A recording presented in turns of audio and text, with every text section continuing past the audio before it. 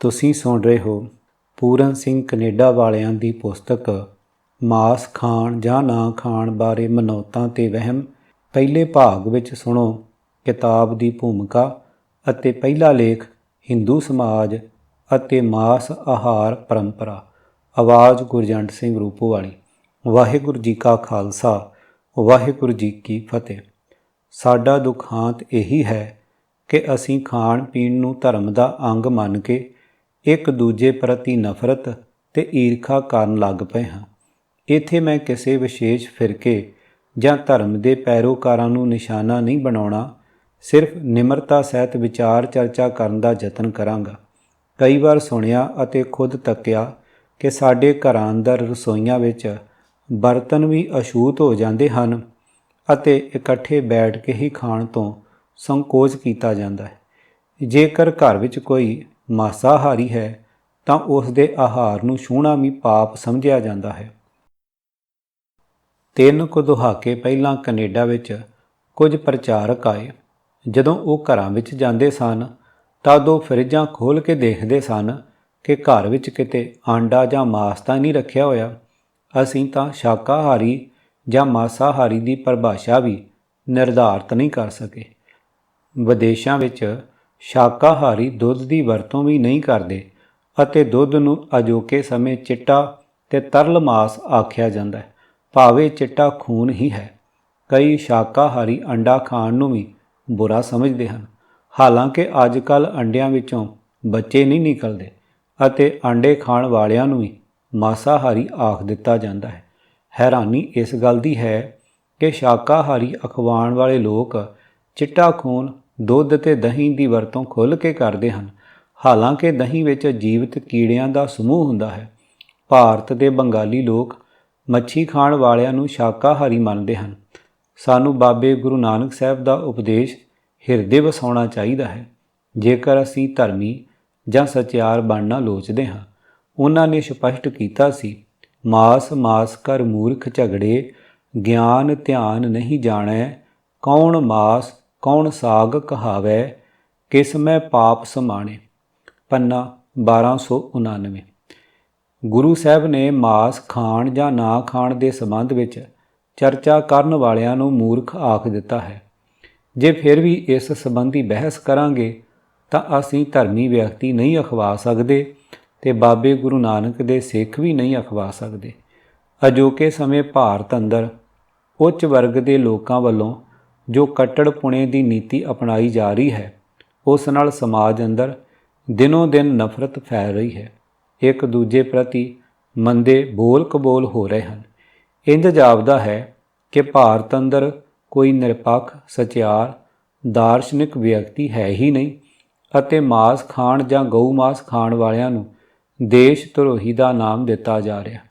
ਬਹੁਤ ਵਿਦਵਾਨ ਲੋਕ ਚਿੰਤਤ ਹਨ ਕਿ ਸਾਡੇ ਲੋਕਾਂ ਅੰਦਰ ਉਦਾਰ ਤੇ ਸਹਿਣਸ਼ੀਲਤਾ ਵਾਲੀ ਸੋਚ ਕਿਉਂ ਨਹੀਂ ਪੈਦਾ ਹੁੰਦੀ। ਜੋ ਲੋਕ ਸ਼ਾਕਾਹਾਰੀ ਹਨ ਉਹਨਾਂ ਅਨੁਸਾਰ ਉਹ ਧਾਰਮਿਕ ਹਨ ਅਤੇ ਇਸ ਹੰਕਾਰ ਨਾਲ ਮਾਸਾਹਾਰੀ ਲੋਕਾਂ ਨੂੰ ਚੰਗਾ ਨਹੀਂ ਸਮਝਦੇ। ਇਸ ਗੱਲ ਦੀ ਕੋਈ ਮਹੱਤਤਾ ਨਹੀਂ ਕਿ ਅਸੀਂ ਕੀ ਖਾਂਦੇ ਹਾਂ, ਸਗੋਂ ਸਾਨੂੰ ਆਪਣੇ ਬਾਰੇ ਮੁਲਾਂਕਣ ਕਰਨਾ ਪਵੇਗਾ ਕਿ ਅਸੀਂ ਸਮਾਜ ਨੂੰ ਕੀ ਦਿੰਦੇ ਹਾਂ, ਗਰੀਬ ਵਰਗ ਲਈ ਕੀ ਉਪਕਾਰ ਕਰ ਰਹੇ ਹਾਂ। ਇੱਥੇ ਸਵਾਮੀ ਰਾਮ ਤੀਰਥ ਦੇ ਕਹੇ ਬਚਨ ਸਾਂਝੇ ਕਰਦਾ ਹਾਂ। ਸਵਾਮੀ ਜੀ ਸੰਨਿਆਸੀ ਬਣਨ ਤੋਂ ਪਹਿਲਾਂ FC ਕਾਲਜ ਲਾਹੌਰ ਵਿੱਚ ਗਣਿਤ ਦੇ ਪ੍ਰੋਫੈਸਰ ਸਨ ਅਤੇ ਉੱਥੇ ਹੀ ਡਾਕਟਰ ਅਲਾਮਾ ਇਕਬਾਲ ਦੇ ਉਹ ਜਮਾਤੀ ਸਨ। ਜਦੋਂ ਉਹ ਵਿਦੇਸ਼ ਗਏ ਤਾਂ ਕਿਸੇ ਨੇ ਉਹਨਾਂ ਪਾਸੋਂ ਪੁੱਛਿਆ ਕਿ ਕੀ ਉਹ ਮਾਸਾਹਾਰੀ ਹਨ ਜਾਂ ਸ਼ਾਕਾਹਾਰੀ। ਇਹ ਤਕਰੀਬਨ 1902-4 ਦੌਰਾਨ ਦੀ ਗੱਲ ਹੈ। ਉਹਨਾਂ ਨੇ ਜੋ ਉੱਤਰ ਦਿੱਤਾ ਸੀ ਉਹ ਅੱਜ ਵੀ ਢੁਕਵਾਂ ਹੈ। ਉਹਨਾਂ ਕਿਹਾ ਸੀ ਕਿ ਰੁੱਖ ਕਾਰਬਨ ਡਾਈਆਕਸਾਈਡ ਖਾਂਦੇ ਹਨ ਤੇ ਬਾਹਰ ਆਕਸੀਜਨ ਕੱਢਦੇ ਹਨ, ਜਿਸ ਨਾਲ ਅਸੀਂ ਜਿਉਂਦੇ ਹਾਂ। ਜੇ ਅਸੀਂ ਕਾਰਬਨ ਡਾਈਆਕਸਾਈਡ ਲਈਏ ਤਾਂ ਮਰ ਜਾਵਾਂਗੇ। ਪਰ ਕੀ ਇਸੇ ਆਧਾਰ ਉੱਤੇ ਰੁੱਖਾਂ ਦੇ ਮਿੱਠੇ ਤੇ ਸੁੰਦਰ ਫਲਾਂ ਅਤੇ ਉਹਨਾਂ ਦੁਆਰਾ ਛੱਡੀ ਗਈ ਆਕਸੀਜਨ ਤੋਂ ਮੂੰਹ ਮੋੜ ਲੈਣਾ ਉਚਿਤ ਹੋਵੇਗਾ? ਇਸ ਤਰ੍ਹਾਂ ਚਾਹੇ ਕੋਈ ਵੈਸ਼ਨੋ ਹੋਵੇ ਜਾਂ ਮਾਸਾਹਾਰੀ, ਇਸ ਨਾਲ ਕੋਈ ਫਰਕ ਨਹੀਂ ਪੈਂਦਾ। ਦੇਖਣਾ ਇਹ ਹੈ ਕਿ ਸਮੁੱਚੇ ਜੀਵਨ ਨੂੰ ਸੁੰਦਰ ਤੇ ਸੁਖੀ ਬਣਾਉਣ ਵਿੱਚ ਅਸੀਂ ਕਿਤਨਾ ਯੋਗਦਾਨ ਪਾਉਂਦੇ ਹਾਂ। ਇੱਕ ਮਾਸਾਹਾਰੀ ਵੀ ਅਧਿਆਤਮਕ ਰੂਪ ਵਿੱਚ ਬਹੁਤ ਉੱਨਤੀ ਕਰ ਸਕਦਾ ਹੈ ਤੇ ਇਹ ਜ਼ਰੂਰੀ ਨਹੀਂ ਕਿ ਕੋਈ ਸ਼ਾਕਾਹਾਰੀ ਹੋਣ ਕਰਕੇ ਹੀ ਅਧਿਆਤਮਕ ਉਚਾਈਆਂ ਨੂੰ ਛੂਹ ਲਵੇ। ਜਿੱਥੋਂ ਤੱਕ ਅਹਿੰਸਾ ਸਿਧਾਂਤ ਦੀ ਗੱਲ ਹੈ ਕਿ ਜੈਨ ਧਰਮ ਨੇ ਇਸ ਦਾ ਪ੍ਰਚਾਰ ਕੀਤਾ ਅਤੇ ਜੀਵ ਹੱਤਿਆ ਨੂੰ ਪਾਪ ਆਖਿਆ। ਦੂਜੇ ਪਾਸੇ ਭਾਰਤ ਦੇ ਮਹਾਨ ਦਾਰਸ਼ਨਿਕ ਵਿਦਵਾਨ ਸੁਆਮੀ ਵਿਵੇਕਾਨੰਦ ਜੀ ਨੇ ਅਹਿੰਸਾ ਦੀ ਬਹੁਤ ਸੁੰਦਰ ਪਰਿਭਾਸ਼ਾ ਦਿੱਤੀ ਹੈ। ਉਹਨਾਂ ਅਨੁਸਾਰ ਅਸਲ ਅਹਿੰਸਾ ਉਹ ਹੈ ਜੇਕਰ ਅੰਦਰੋਂ ਈਰਖਾ ਪੂਰੀ ਤਰ੍ਹਾਂ ਮਨਫੀ ਹੋ ਜਾਵੇ। ਕਈ ਵਾਰ ਸਾਡਾ ਮਾਪਦੰਡ ਇਹ ਹੁੰਦਾ ਹੈ ਕਿ ਫਲਾਣਾ ਵਿਅਕਤੀ ਚੰਗਾ ਕਰਮ ਕਰਦਾ ਹੈ, ਲੋਕਾਂ ਨੂੰ ਦਾਨ ਦਿੰਦਾ ਹੈ, ਉਹ ਵੀ ਵਹਿਮ ਪ੍ਰਸਤੀ ਅਧੀਨ ਜਾਂ ਪੁਜਾਰੀਵਾਦ ਦੀ ਨੀਤੀ ਅਨੁਸਾਰ। ਪਰ ਅਸਲ ਸਚਿਆਰਾ ਉਹੀ ਵਿਅਕਤੀ ਹੋ ਸਕਦਾ ਹੈ ਜਿਸ ਅੰਦਰ ਰਤੀ ਭਰ ਵੀ ਈਰਖਾ ਨਾ ਹੋਵੇ। ਸੰਸਾਰ ਵਿੱਚ ਜਾਣੇ ਜਾਣ ਵਾਲੇ ਵੱਡੇ ਵੱਡੇ ਮਨੁੱਖ ਆਪਣੇ ਨਾਮ ਦੀ ਪ੍ਰਸਿੱਧੀ ਲਈ ਜਾਂ ਲਾਲਚ ਅਧੀਨ ਇੱਕ ਦੂਜੇ ਪ੍ਰਤੀ ਈਰਖਾ ਕਰਦੇ ਹਨ। ਜਿਤਨਾ ਚਿਰ ਮਨੁੱਖ ਦੇ ਅੰਦਰੋਂ ਈਰਖਾ ਨਹੀਂ ਮਰਦੀ, ਉਤਨਾ ਚਿਰ ਉਹ ਅਹਿੰਸਾ ਦਾ ਧਾਰਨੀ ਨਹੀਂ ਹੋ ਸਕਦਾ। ਜਿਵੇਂ ਗਊ ਤੇ ਭੇਡ ਮਾਸ ਨਹੀਂ ਖਾਂਦੇ, ਕੀ ਉਹ ਮਹਾਨ ਜੋਗੀ ਹਨ? ਕੋਈ ਮੂਰਖ ਆਖਦਾ ਹੈ ਮੈਂ ਇਹ ਮਾਸ ਨਹੀਂ ਖਾਂਦਾ, ਮੈਂ ਉਹ ਚੀਜ਼ ਨਹੀਂ ਖਾਂਦਾ। ਚਲੋ ਇਹ ਤਾਂ ਹੋ ਸਕਦਾ ਹੈ ਉਹ ਕਿ ਜਾਨਵਰਾਂ ਤੋਂ ਵਿਲੱਖਣ ਹੈ। ਜਿਸ ਮਨੁੱਖ ਅੰਦਰ ਕਦੀ ਕਿਸੇ ਪ੍ਰਤੀ ਈਰਖਾ ਨਾ ਉਪਜੇ, ਦੁਸ਼ਮਣਾਂ ਦੀ ਤਰੱਕੀ ਉੱਤੇ ਵੀ ਖੁਸ਼ ਹੋਵੇ, ਉਹ ਇਨਸਾਨ ਭਗਤ ਹੈ, ਜੋਗੀ ਹੈ, ਭਾਵੇਂ ਉਹ ਨਿਤ ਸੂਰ ਦਾ ਮਾਸ ਖਾਵੇ। ਹਵਾਲਾ ਪੁਸਤਕ the complete works of Vivekananda, volume 3, page number 67-68। ਮੈਂ ਆਪਣੇ ਵੱਲੋਂ ਯਤਨ ਕੀਤਾ ਹੈ ਕਿ ਸੰਸਾਰ ਦੇ ਅੰਦਰ ਮਾਸ ਖਾਣ ਜਾਂ ਮਾਸ ਨਾ ਖਾਣ ਦੀਆਂ ਪਰੰਪਰਾਵਾਂ ਨੂੰ ਸਾਂਝਾ ਕਰਾਂ ਤਾਂ ਜੋ ਅਸੀਂ ਜਾਣ ਸਕੀਏ ਕਿ ਮਾਸ ਸੰਬੰਧੀ ਵੱਖ-ਵੱਖ ਫਿਰਕਿਆਂ ਜਾਂ ਧਰਮਾਂ ਅੰਦਰ ਅਨੇਕਾਂ ਹੀ ਮਨੌਤਾਂ ਹਨ। ਚੰਗਾ ਇਹੀ ਹੋਵੇ ਕਿ ਅਸੀਂ ਸਹਿਣਸ਼ੀਲਤਾ ਵਾਲੀ ਉਦਾਰ ਨੀਤੀ ਅਪਣਾਈਏ। ਇਹ ਹਰ ਵਿਅਕਤੀ ਦਾ ਨਿੱਜੀ ਫੈਸਲਾ ਹੈ ਜਾਂ ਕਈ ਵਾਰ ਸਿਹਤ ਸੰਬੰਧੀ ਲੋੜਾਂ ਨੂੰ ਮੁੱਖ ਰੱਖ ਕੇ ਫੈਸਲੇ ਹੁੰਦੇ ਹਨ ਕਿ ਕੀ ਖਾਣਾ ਜ਼ਰੂਰੀ ਹੈ ਤੇ ਕੀ ਨਹੀਂ ਖਾਣਾ। ਤਕਰੀਬਨ ਇੱਕ ਦਹਾਕਾ ਪਹਿਲਾਂ ਡਾਕਟਰ ਗੁਰਬਖਸ਼ ਸਿੰਘ ਜੀ ਸੇਵਾ ਮੁਕਤ ਪ੍ਰੋਫੈਸਰ ਤੇ ਡੀਨ PAU ਲੁਧਿਆਣਾ ਮੇਰੇ ਪਾਸ ਸਨ ਅਤੇ ਉਹਨਾਂ ਨੂੰ ਇੱਕ ਲੇਖ ਜੋ ਡਾਕਟਰ ਸੁਰਿੰਦਰ ਅਜਨਾਤ ਵੱਲੋਂ ਲਿਖਿਆ ਹੋਇਆ ਅਪ੍ਰੈਲ 1995 ਵਿੱਚ ਨਵਾਂ ਜ਼ਮਾਨਾ ਅਖਬਾਰ ਵਿੱਚ ਛਪਿਆ ਸੀ, ਪੜ੍ਹਨ ਲਈ ਦਿੱਤਾ। ਉਹਨਾਂ ਨੇ ਲੇਖ ਪੜ੍ਹ ਕੇ ਕਿਹਾ, ਪੂਰਨ ਸਿੰਘ, ਇਸ ਲੇਖ ਵਿੱਚ ਦਿੱਤੇ ਸਰੋਤਾਂ ਨੂੰ ਲੱਭ ਕੇ ਮਾਸ ਬਾਰੇ ਇੱਕ ਪੁਸਤਕ ਲਿਖੋ। ਮੈਂ ਆਪਣਾ ਪੂਰਾ ਸਮਾਂ ਨਾ ਲਗਾ ਸਕਿਆ ਅਤੇ ਹੌਲੀ-ਹੌਲੀ ਖੋਜ ਕਰਦਾ ਰਿਹਾ।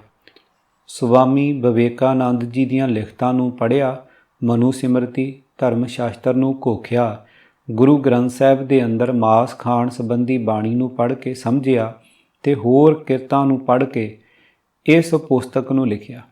ਆਸ ਕਰਦਾ ਹਾਂ ਕਿ ਪਾਠਕਾਂ ਨੂੰ ਇਹ ਪੁਸਤਕ ਪਸੰਦ ਆਵੇਗੀ। Puran Singh doctor, Canada. ਹਿੰਦੂ ਸਮਾਜ ਅਤੇ ਮਾਸ ਆਹਾਰ ਪਰੰਪਰਾ।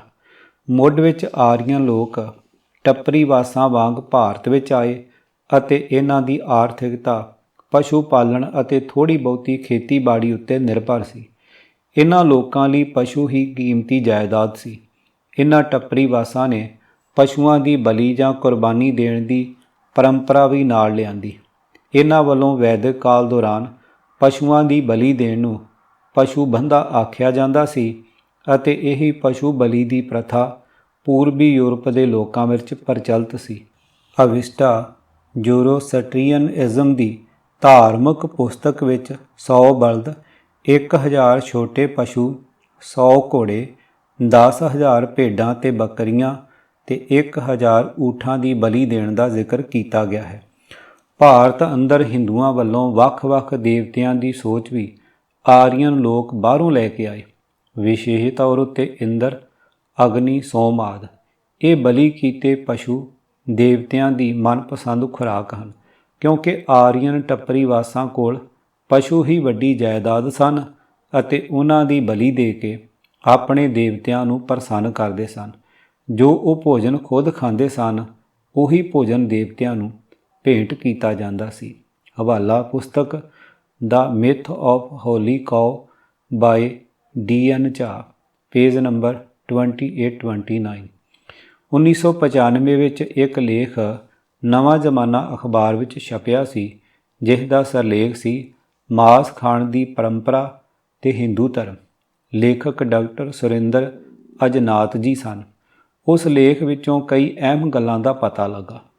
ਉਹਨਾਂ ਇੱਕ ਬਹੁਤ ਸੁੰਦਰ ਖਿਆਲ ਪੇਸ਼ ਕੀਤਾ ਕਿ ਹਰ ਵਿਅਕਤੀ ਨੂੰ ਇਹ ਹੱਕ ਹੈ ਕਿ ਉਹ ਭਾਵੇਂ ਮਾਸਾਹਾਰੀ ਹੋਵੇ ਜਾਂ ਸ਼ਾਕਾਹਾਰੀ, ਹਰ ਇੱਕ ਦੇ ਆਪਣੇ ਗੁਣ ਜਾਂ ਦੋਸ਼ ਹੋ ਸਕਦੇ ਹਨ, ਪਰ ਕਿਸੇ ਨੂੰ ਆਪਣੀ ਰੁਚੀ ਨੂੰ ਇਸ ਜਾਂ ਉਸ ਬਹਾਨੇ ਦੂਜਿਆਂ ਉੱਪਰ ਥੋਪਣ ਦਾ ਕੋਈ ਅਧਿਕਾਰ ਨਹੀਂ। ਕਿਸੇ ਨੂੰ ਮੂੰਗੀ ਦੀ ਦਾਲ ਚੰਗੀ ਲੱਗ ਸਕਦੀ ਹੈ ਤੇ ਉਹ ਉਸ ਨੂੰ ਉਹ ਮੁਬਾਰਕ ਹੋਵੇ, ਪਰ ਉਸ ਨੂੰ ਇਹ ਹੱਕ ਨਹੀਂ ਕਿ ਉਹ ਸਭ ਲਈ ਮੂੰਗੀ ਹੀ ਲਾਗੂ ਕਰ ਦੇਵੇ। ਇਸੇ ਤਰ੍ਹਾਂ ਕਿਸੇ ਮਾਸਾਹਾਰੀ ਨੂੰ ਵੀ ਆਪਣੀ ਪਸੰਦ ਸਭ ਉੱਤੇ ਥੋਪਣ ਦਾ ਕੋਈ ਹੱਕ ਨਹੀਂ। ਡੇਰਾਬੱਸੀ ਵਿੱਚ ਇੱਕ ਬੁੱਚੜਖਾਨਾ ਸੀ ਅਤੇ ਇਸ ਨੂੰ ਸਰਕਾਰ ਨੇ ਬੰਦ ਕਰ ਦਿੱਤਾ। ਜਦੋਂ ਇਸ ਬੁੱਚੜਖਾਨੇ ਨੂੰ ਬੰਦ ਕੀਤਾ ਗਿਆ ਤਾਂ ਇੱਕ ਪੱਖ ਦੇ ਲੋਕਾਂ ਨੇ ਕਿਹਾ ਕਿ ਧਾਰਮਿਕ ਸ਼ਕਤੀਆਂ ਦੀ ਜਿੱਤ ਹੋਈ ਹੈ ਅਤੇ ਦੂਜੇ ਪਾਸੇ ਇੱਕ ਵਰਗ ਵੱਲੋਂ ਇਸ ਬੁੱਚੜਖਾਨੇ ਨੂੰ ਬੰਦ ਕਰਨ ਦੀ ਨਿੰਦਾ ਕੀਤੀ ਗਈ ਅਤੇ ਸਰਕਾਰ 'ਤੇ ਦੋਸ਼ ਲਗਾਇਆ ਕਿ ਉਸ ਨੇ ਪਛਾਣ ਖਿੱਚੂ ਲੋਕਾਂ ਅੱਗੇ ਹਥਿਆਰ ਸੁੱਟ ਕੇ ਹਾਰ ਮੰਨੀ ਹੈ। ਉਪਰੋਕਤ ਬੁੱਚੜਖਾਨੇ ਦੇ ਬੰਦ ਹੋਣ 'ਤੇ ਕੁਝ ਕੱਟੜ ਹਿੰਦੂ ਜਥੇਬੰਦੀਆਂ ਵੱਲੋਂ ਵਿਸ਼ੇਸ਼ ਤੌਰ ਉੱਤੇ ਖੁਸ਼ੀ ਪ੍ਰਗਟਾਈ ਗਈ। ਸਾਨੂੰ ਭਲੀ ਪ੍ਰਕਾਰ ਪਤਾ ਹੈ ਕਿ ਸਾਰੇ ਸੰਸਾਰ ਅੰਦਰ ਬੁੱਚੜਖਾਨੇ ਬਣੇ ਹੋਏ ਹਨ। ਦੇਸ਼ ਦੀ ਆਰਥਿਕਤਾ ਲਈ ਜ਼ਰੂਰੀ ਹੈ ਕਿ ਲੋਕਾਂ ਲਈ ਵੱਧ ਤੋਂ ਵੱਧ ਕਿਰਤ ਦੇ ਸਾਧਨ ਹੋਣ। ਵਿਦੇਸ਼ਾਂ ਵਿੱਚ ਅਨੇਕਾਂ ਥਾਈਂ ਬੁੱਚੜਖਾਨੇ ਹਨ, ਮੀਟ ਪਲਾਂਟ ਹਨ, ਜਿੱਥੇ ਸਮੂਹ ਧਰਮਾਂ ਦੇ ਲੋਕ ਕਿਰਤ ਕਰਦੇ ਹਨ, ਭਾਵੇਂ ਉਹ ਮਾਸਾਹਾਰੀ ਹੋਣ ਜਾਂ ਸ਼ਾਕਾਹਾਰੀ। ਕਿਸੇ ਨੂੰ ਕੋਈ ਇਤਰਾਜ਼ ਨਹੀਂ ਹੁੰਦਾ। ਮੈਨੂੰ ਇੱਕ ਸੱਚੀ ਘਟਨਾ ਯਾਦ ਆਈ। ਮੇਰੇ ਬੇਟੀ ਦੇ ਘਰ ਇੱਕ ਬੀਬੀ ਰੋਟੀ ਟੁੱਕ ਦਾ ਕੰਮ ਕਰਦੀ ਸੀ ਤੇ ਉਹ ਅੰਮ੍ਰਿਤਧਾਰੀ ਸੀ। ਇੱਕ ਦਿਨ ਅਚਾਨਕ ਉਸ ਦੇ ਹੱਥਾਂ ਵਿੱਚ ਟਰਕੀ ਦੇ ਸਲਾਈਸ ਦਾ ਪੈਕਟ ਆ ਗਿਆ। ਉਹ ਇੱਕਦਮ ਗੁਸਲਖਾਨੇ ਵੱਲ ਦੌੜੀ ਤਾਂ ਜੋ ਹੱਥ ਧੋ ਲਵੇ। ਮੈਂ ਸਬੱਬੀ ਖਲੋਤਾ ਸਾਂ। ਮੈਂ ਉਸ ਬੀਬੀ ਨੂੰ ਰੋਕ ਕੇ ਪੁੱਛਿਆ ਕਿ ਕੀ ਉਸ ਨੇ ਮੱਛੀਆਂ ਕੱਟਣ ਵਾਲੇ ਪਲਾਂਟ ਵਿੱਚ ਕੰਮ ਨਹੀਂ ਕੀਤਾ। ਉਸ ਨੇ ਕਿਹਾ ਕਿ ਉਸ ਨੇ ਮੱਛੀਆਂ ਵਾਲੇ ਪਲਾਂਟ ਵਿੱਚ ਕੰਮ ਕੀਤਾ। ਫਿਰ ਉਸ ਨੂੰ ਧਰਵਾਸ ਆਇਆ। ਹਿੰਦੂ ਧਰਮ ਤੇ ਗਊ ਮਾਸ। ਆਮ ਤੌਰ ਉੱਤੇ ਜੇਕਰ ਅਸੀਂ ਇਹ ਸਵਾਲ ਕਿਸੇ ਹਿੰਦੂ ਨੂੰ ਪੁੱਛਾਂਗੇ ਕਿ ਕੀ ਹਿੰਦੂ ਗਊ ਮਾਸ ਖਾਂਦੇ ਹਨ ਤਾਂ ਉਸ ਵੱਲੋਂ ਉੱਤਰ ਹੋਵੇਗਾ ਕਿ ਇਹ ਮੰਨਣਯੋਗ ਨਹੀਂ ਕਿ ਹਿੰਦੂ ਗਊ ਮਾਸ ਖਾਂਦੇ ਸਨ। ਹੈਰਾਨੀ ਉਸ ਸਮੇਂ ਹੁੰਦੀ ਹੈ ਕਿ ਜਦੋਂ ਵਿਦਵਾਨ ਬ੍ਰਾਹਮਣ ਆਖਦੇ ਹਨ ਕਿ ਹਿੰਦੂ ਕਦੀ ਵੀ ਗਊ ਮਾਸ ਦਾ ਸੇਵਨ ਨਹੀਂ ਕਰਦੇ ਸਨ, ਸਗੋਂ ਉਹ ਤਾਂ ਗਊ ਨੂੰ ਪਵਿੱਤਰ ਜਾਨਵਰ ਸਮਝਦੇ ਸਨ ਅਤੇ ਹਮੇਸ਼ਾ ਗਊ ਹੱਤਿਆ ਦਾ ਵਿਰੋਧ ਕਰਦੇ ਸਨ। ਇਸ ਤੱਥ ਵਿੱਚ ਕੋਈ ਸਚਾਈ ਨਹੀਂ ਹੈ। ਹਿੰਦੂਆਂ ਦੇ ਧਾਰਮਿਕ ਗ੍ਰੰਥਾਂ ਅੰਦਰ ਪਸ਼ੂਆਂ ਦੀ ਬਲੀ ਦੇਣ ਬਾਰੇ ਵਿਸਥਾਰ ਵਿੱਚ ਲਿਖਿਆ ਮਿਲਦਾ ਹੈ ਕਿ ਵੱਖ-ਵੱਖ ਦੇਵਤਿਆਂ ਨੂੰ ਖੁਸ਼ ਕਰਨ ਲਈ ਵੱਖ-ਵੱਖ ਪਸ਼ੂਆਂ ਦੀ ਬਲੀ ਦਿੱਤੀ ਜਾਂਦੀ ਸੀ। ਇਹਨਾਂ ਕਰਮਕਾਂਡਾਂ ਨੂੰ ਕਰਨ ਦੀ ਵਿਧੀ ਵੈਦਿਕ ਸਰੂਤੀਆਂ, ਜਿਨ੍ਹਾਂ ਨੂੰ ਬ੍ਰਾਹਮਣ ਪੁਸਤਕਾਂ ਦਾ ਨਾਮ ਦਿੱਤਾ ਗਿਆ ਹੈ, ਅੰਦਰ ਅੰਕਿਤ ਹੈ। ਇਹਨਾਂ ਵਿੱਚ ਪੁਜਾਰੀ ਨੂੰ ਦੱਸਿਆ ਗਿਆ ਹੈ ਕਿ ਕਿਸ ਤਰ੍ਹਾਂ ਬਲੀ ਦੀ ਰਸਮ ਨੂੰ ਨਿਭਾਇਆ ਜਾਵੇ। ਇਹਨਾਂ ਧਾਰਮਿਕ ਸੂਤਰਾਂ ਦਾ ਵਿਸ਼ਾ ਵਸਤੂ ਸਿਰਫ ਜਾਨਵਰਾਂ ਤੱਕ ਸੀਮਿਤ ਨਹੀਂ, ਸਗੋਂ ਦਰਖਤਾਂ ਅਤੇ ਅਨਾਜ ਦਾ ਵੀ ਸੰਬੰਧ ਹੈ ਅਤੇ ਉਹਨਾਂ ਦੀ ਵੀ ਮਹੱਤਵਪੂਰਨ ਭੂਮਿਕਾ ਹੈ ਜੋ ਵਸਤੂਆਂ ਖਾਣ ਪੀਣ ਵਿੱਚ ਪ੍ਰਯੋਗ ਹੁੰਦੀਆਂ ਹਨ। ਉਹਨਾਂ ਸਾਰਿਆਂ ਵਿੱਚ ਜਾਨ ਹੁੰਦੀ ਹੈ। ਇਸ ਵੈਦਿਕ ਸ਼ਰੂਤੀ ਵਿੱਚ ਸਪਸ਼ਟ ਕੀਤਾ ਗਿਆ ਹੈ। ਇਸ ਵਿੱਚ ਇਹ ਨਹੀਂ ਕਿਹਾ ਗਿਆ ਕਿ ਜਾਨਵਰਾਂ ਜਾਂ ਅਨਾਜ ਨੂੰ ਖਾਣ ਤੋਂ ਸੰਕੋਚ ਕੀਤਾ ਜਾਵੇ। ਇੱਥੇ ਨਸੀਹਤ ਦਿੱਤੀ ਗਈ ਹੈ ਕਿ ਦੁਖਦਾਈ ਨਤੀਜਿਆਂ ਤੋਂ ਬਚਾਓ ਲਈ ਯੋਗ ਕਰਮਕਾਂਡ ਕੀਤੇ ਜਾਣ ਤਾਂ ਜੋ ਤੁਸੀਂ ਇੱਥੇ ਖਾਂਦੇ ਹੋ ਉਸ ਦੇ ਨਤੀਜੇ ਮੰਦਭਾਗੇ ਨਾ ਹੋਣ। ਸੁਰਗਾਂ ਨਰਕਾਂ ਵਿੱਚ ਖਤਰਾ ਉਸ ਸਮੇਂ ਹੁੰਦਾ ਹੈ ਜਦੋਂ ਕੋਈ ਵਿਅਕਤੀ ਸ਼ਰਧਾਹੀਨ ਹੋ ਜਾਂਦਾ ਹੈ ਅਤੇ ਦੇਵਤਿਆਂ ਨੂੰ ਭੇਂਟ ਕੀਤੇ ਬਿਨਾਂ ਅਤੇ ਧਾਰਮਿਕ ਪੂਜਾ ਕਰਨ ਤੋਂ ਬਿਨਾਂ ਖਾਧਾ ਜਾਵੇ। ਇਸ ਵੈਦਿਕ ਸ਼ਰੂਤੀ ਵਿੱਚ ਇਹ ਨਹੀਂ ਲਿਖਿਆ ਹੋਇਆ ਕਿ ਜਾਨਵਰਾਂ ਦਾ ਮਾਸ ਨਾ ਖਾਓ ਅਤੇ ਫਿਰ ਉਹ ਤੁਹਾਨੂੰ ਖਾਣਗੇ। ਸਗੋਂ ਲਿਖਿਆ ਹੈ ਕਿ ਜਾਨਵਰਾਂ ਦਾ ਮਾਸ ਰਹੋ ਰੀਤੀ ਅਨੁਸਾਰ ਖਾਓ, ਨਹੀਂ ਤਾਂ ਉਹ ਤੁਹਾਨੂੰ ਖਾਣਗੇ। ਦਾ ਹਿੰਦੂਜ਼ ਪੰਨਾ 147-150। ਇਹ ਪ੍ਰਕਿਰਿਆ ਉਸ ਤਰ੍ਹਾਂ ਦੀ ਹੈ ਜਿਵੇਂ ਮਾਸ ਆਹਾਰ ਨੂੰ ਖਾਣਯੋਗ ਬਣਾਉਣ ਲਈ ਕੋਸ਼ਰ ਅਤੇ ਹਲਾਲ ਮਾਸ ਤਿਆਰ ਹੁੰਦੇ ਹਨ। ਇੱਥੇ ਵੈਦਿਕ ਪਰੰਪਰਾ ਅਨੁਸਾਰ ਬਲੀ ਦੀ ਰਸਮ ਨੂੰ ਨਿਭਾਉਣ ਵਾਲਾ ਪੁਜਾਰੀ ਪਹਿਲਾਂ ਅਗਨੀ ਦੇਵਤਾ ਨੂੰ ਭੇਟਾ ਦਿੰਦਾ ਹੈ, ਫਿਰ ਲੋਕਾਂ ਨੂੰ ਖਾਣ ਲਈ ਸੱਦਾ ਦਿੰਦਾ ਹੈ। ਜਿਵੇਂ ਉੱਪਰ ਇਸ਼ਾਰੇ ਮਾਤਰ ਦੱਸਿਆ ਹੈ ਕਿ ਕੋਸ਼ਰ ਤੇ ਹਲਾਲ ਵੀ ਧਾਰਮਿਕ ਰਹੋ ਰੀਤੀ ਅਨੁਸਾਰ ਖਾਣਯੋਗ ਬਣਦੇ ਹਨ। ਜੇਕਰ ਕਿਸੇ ਸਮੇਂ ਧਾਰਮਿਕ ਰਹੋ ਰੀਤੀ ਕਰਨ ਸਮੇਂ ਕੋਈ ਗਲਤ ਹੋ ਗਿਆ ਹੋਵੇ ਤਾਂ ਪੁਜਾਰੀ ਉਸ ਨੂੰ ਠੀਕ ਕਰਨ ਲਈ ਉਪਾਅ ਕੀਤਾ ਜਾਂਦਾ ਹੈ ਅਤੇ ਪੁਜਾਰੀ ਤੁਹਾਨੂੰ ਦੱਸੇਗਾ ਕਿ ਭੈੜੇ ਕਰਮਾਂ ਤੋਂ ਕਿਵੇਂ ਮੁਕਤ ਹੋਣਾ ਹੈ। ਉਹ ਤੁਹਾਨੂੰ ਦੱਸੇਗਾ ਕਿ ਤੀਰਥ ਯਾਤਰਾ ਕਰਕੇ ਜਾਂ ਕਿਸੇ ਦੇਵਤੇ ਮੂਹਰੇ ਸਮਰਪਣ ਹੋ ਕੇ ਤੁਸੀਂ ਕਿਵੇਂ ਦੋਸ਼ ਮੁਕਤ ਹੋ ਸਕਦੇ ਹੋ। ਜਿਵੇਂ ਪਹਿਲਾਂ ਉਲੇਖ ਕੀਤਾ ਹੈ ਕਿ ਜੋ ਕੁਝ ਅਸੀਂ ਇੱਥੇ ਕਰਦੇ ਹਾਂ ਉਸ ਦਾ ਫਲ ਦੂਜੀ ਦੁਨੀਆ ਵਿੱਚ ਮਿਲੇਗਾ। ਇਸ ਸੋਚ ਨੂੰ ਜੈਨ ਧਰਮ ਅਤੇ ਬੁੱਧ ਧਰਮ ਵਿੱਚ ਸਵੀਕਾਰਿਆ ਗਿਆ ਹੈ ਅਤੇ ਪਿੱਛੋਂ ਹਿੰਦੂ ਧਰਮ ਅੰਦਰ ਵੀ ਅਜਿਹਾ ਵਿਸ਼ਵਾਸ ਪ੍ਰਚਲਿਤ ਹੋ ਗਿਆ। ਹੁਣ ਅਸੀਂ ਮੁਲਾਂਕਣ ਕਰਨਾ ਹੈ ਕਿ ਕੀ ਹਿੰਦੂ ਮੁੱਢ ਤੋਂ ਹੀ ਸ਼ਾਕਾਹਾਰੀ ਹਨ ਜਾਂ ਕੀ ਹਿੰਦੂਆਂ ਜਾਂ ਬ੍ਰਾਹਮਣਾਂ ਨੇ ਕਦੀ ਗਊ ਮਾਸ ਨਹੀਂ ਖਾਧਾ।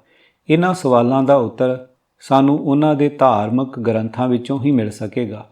ਭਾਰਤ ਦੇ ਇੱਕ ਮਹਾਨ ਹਿੰਦੂ ਦਾਰਸ਼ਨਿਕ ਦੇ ਵਿਚਾਰ ਸਾਂਝੇ ਕਰਦੇ ਹਨ ਜਿਸ ਨੂੰ ਸਮੂਹ ਵਰਗ ਦੇ ਲੋਕ ਬਤੌਰ ਮਹਾਨ ਵਿਦਵਾਨ ਮੰਨਦੇ ਹਨ।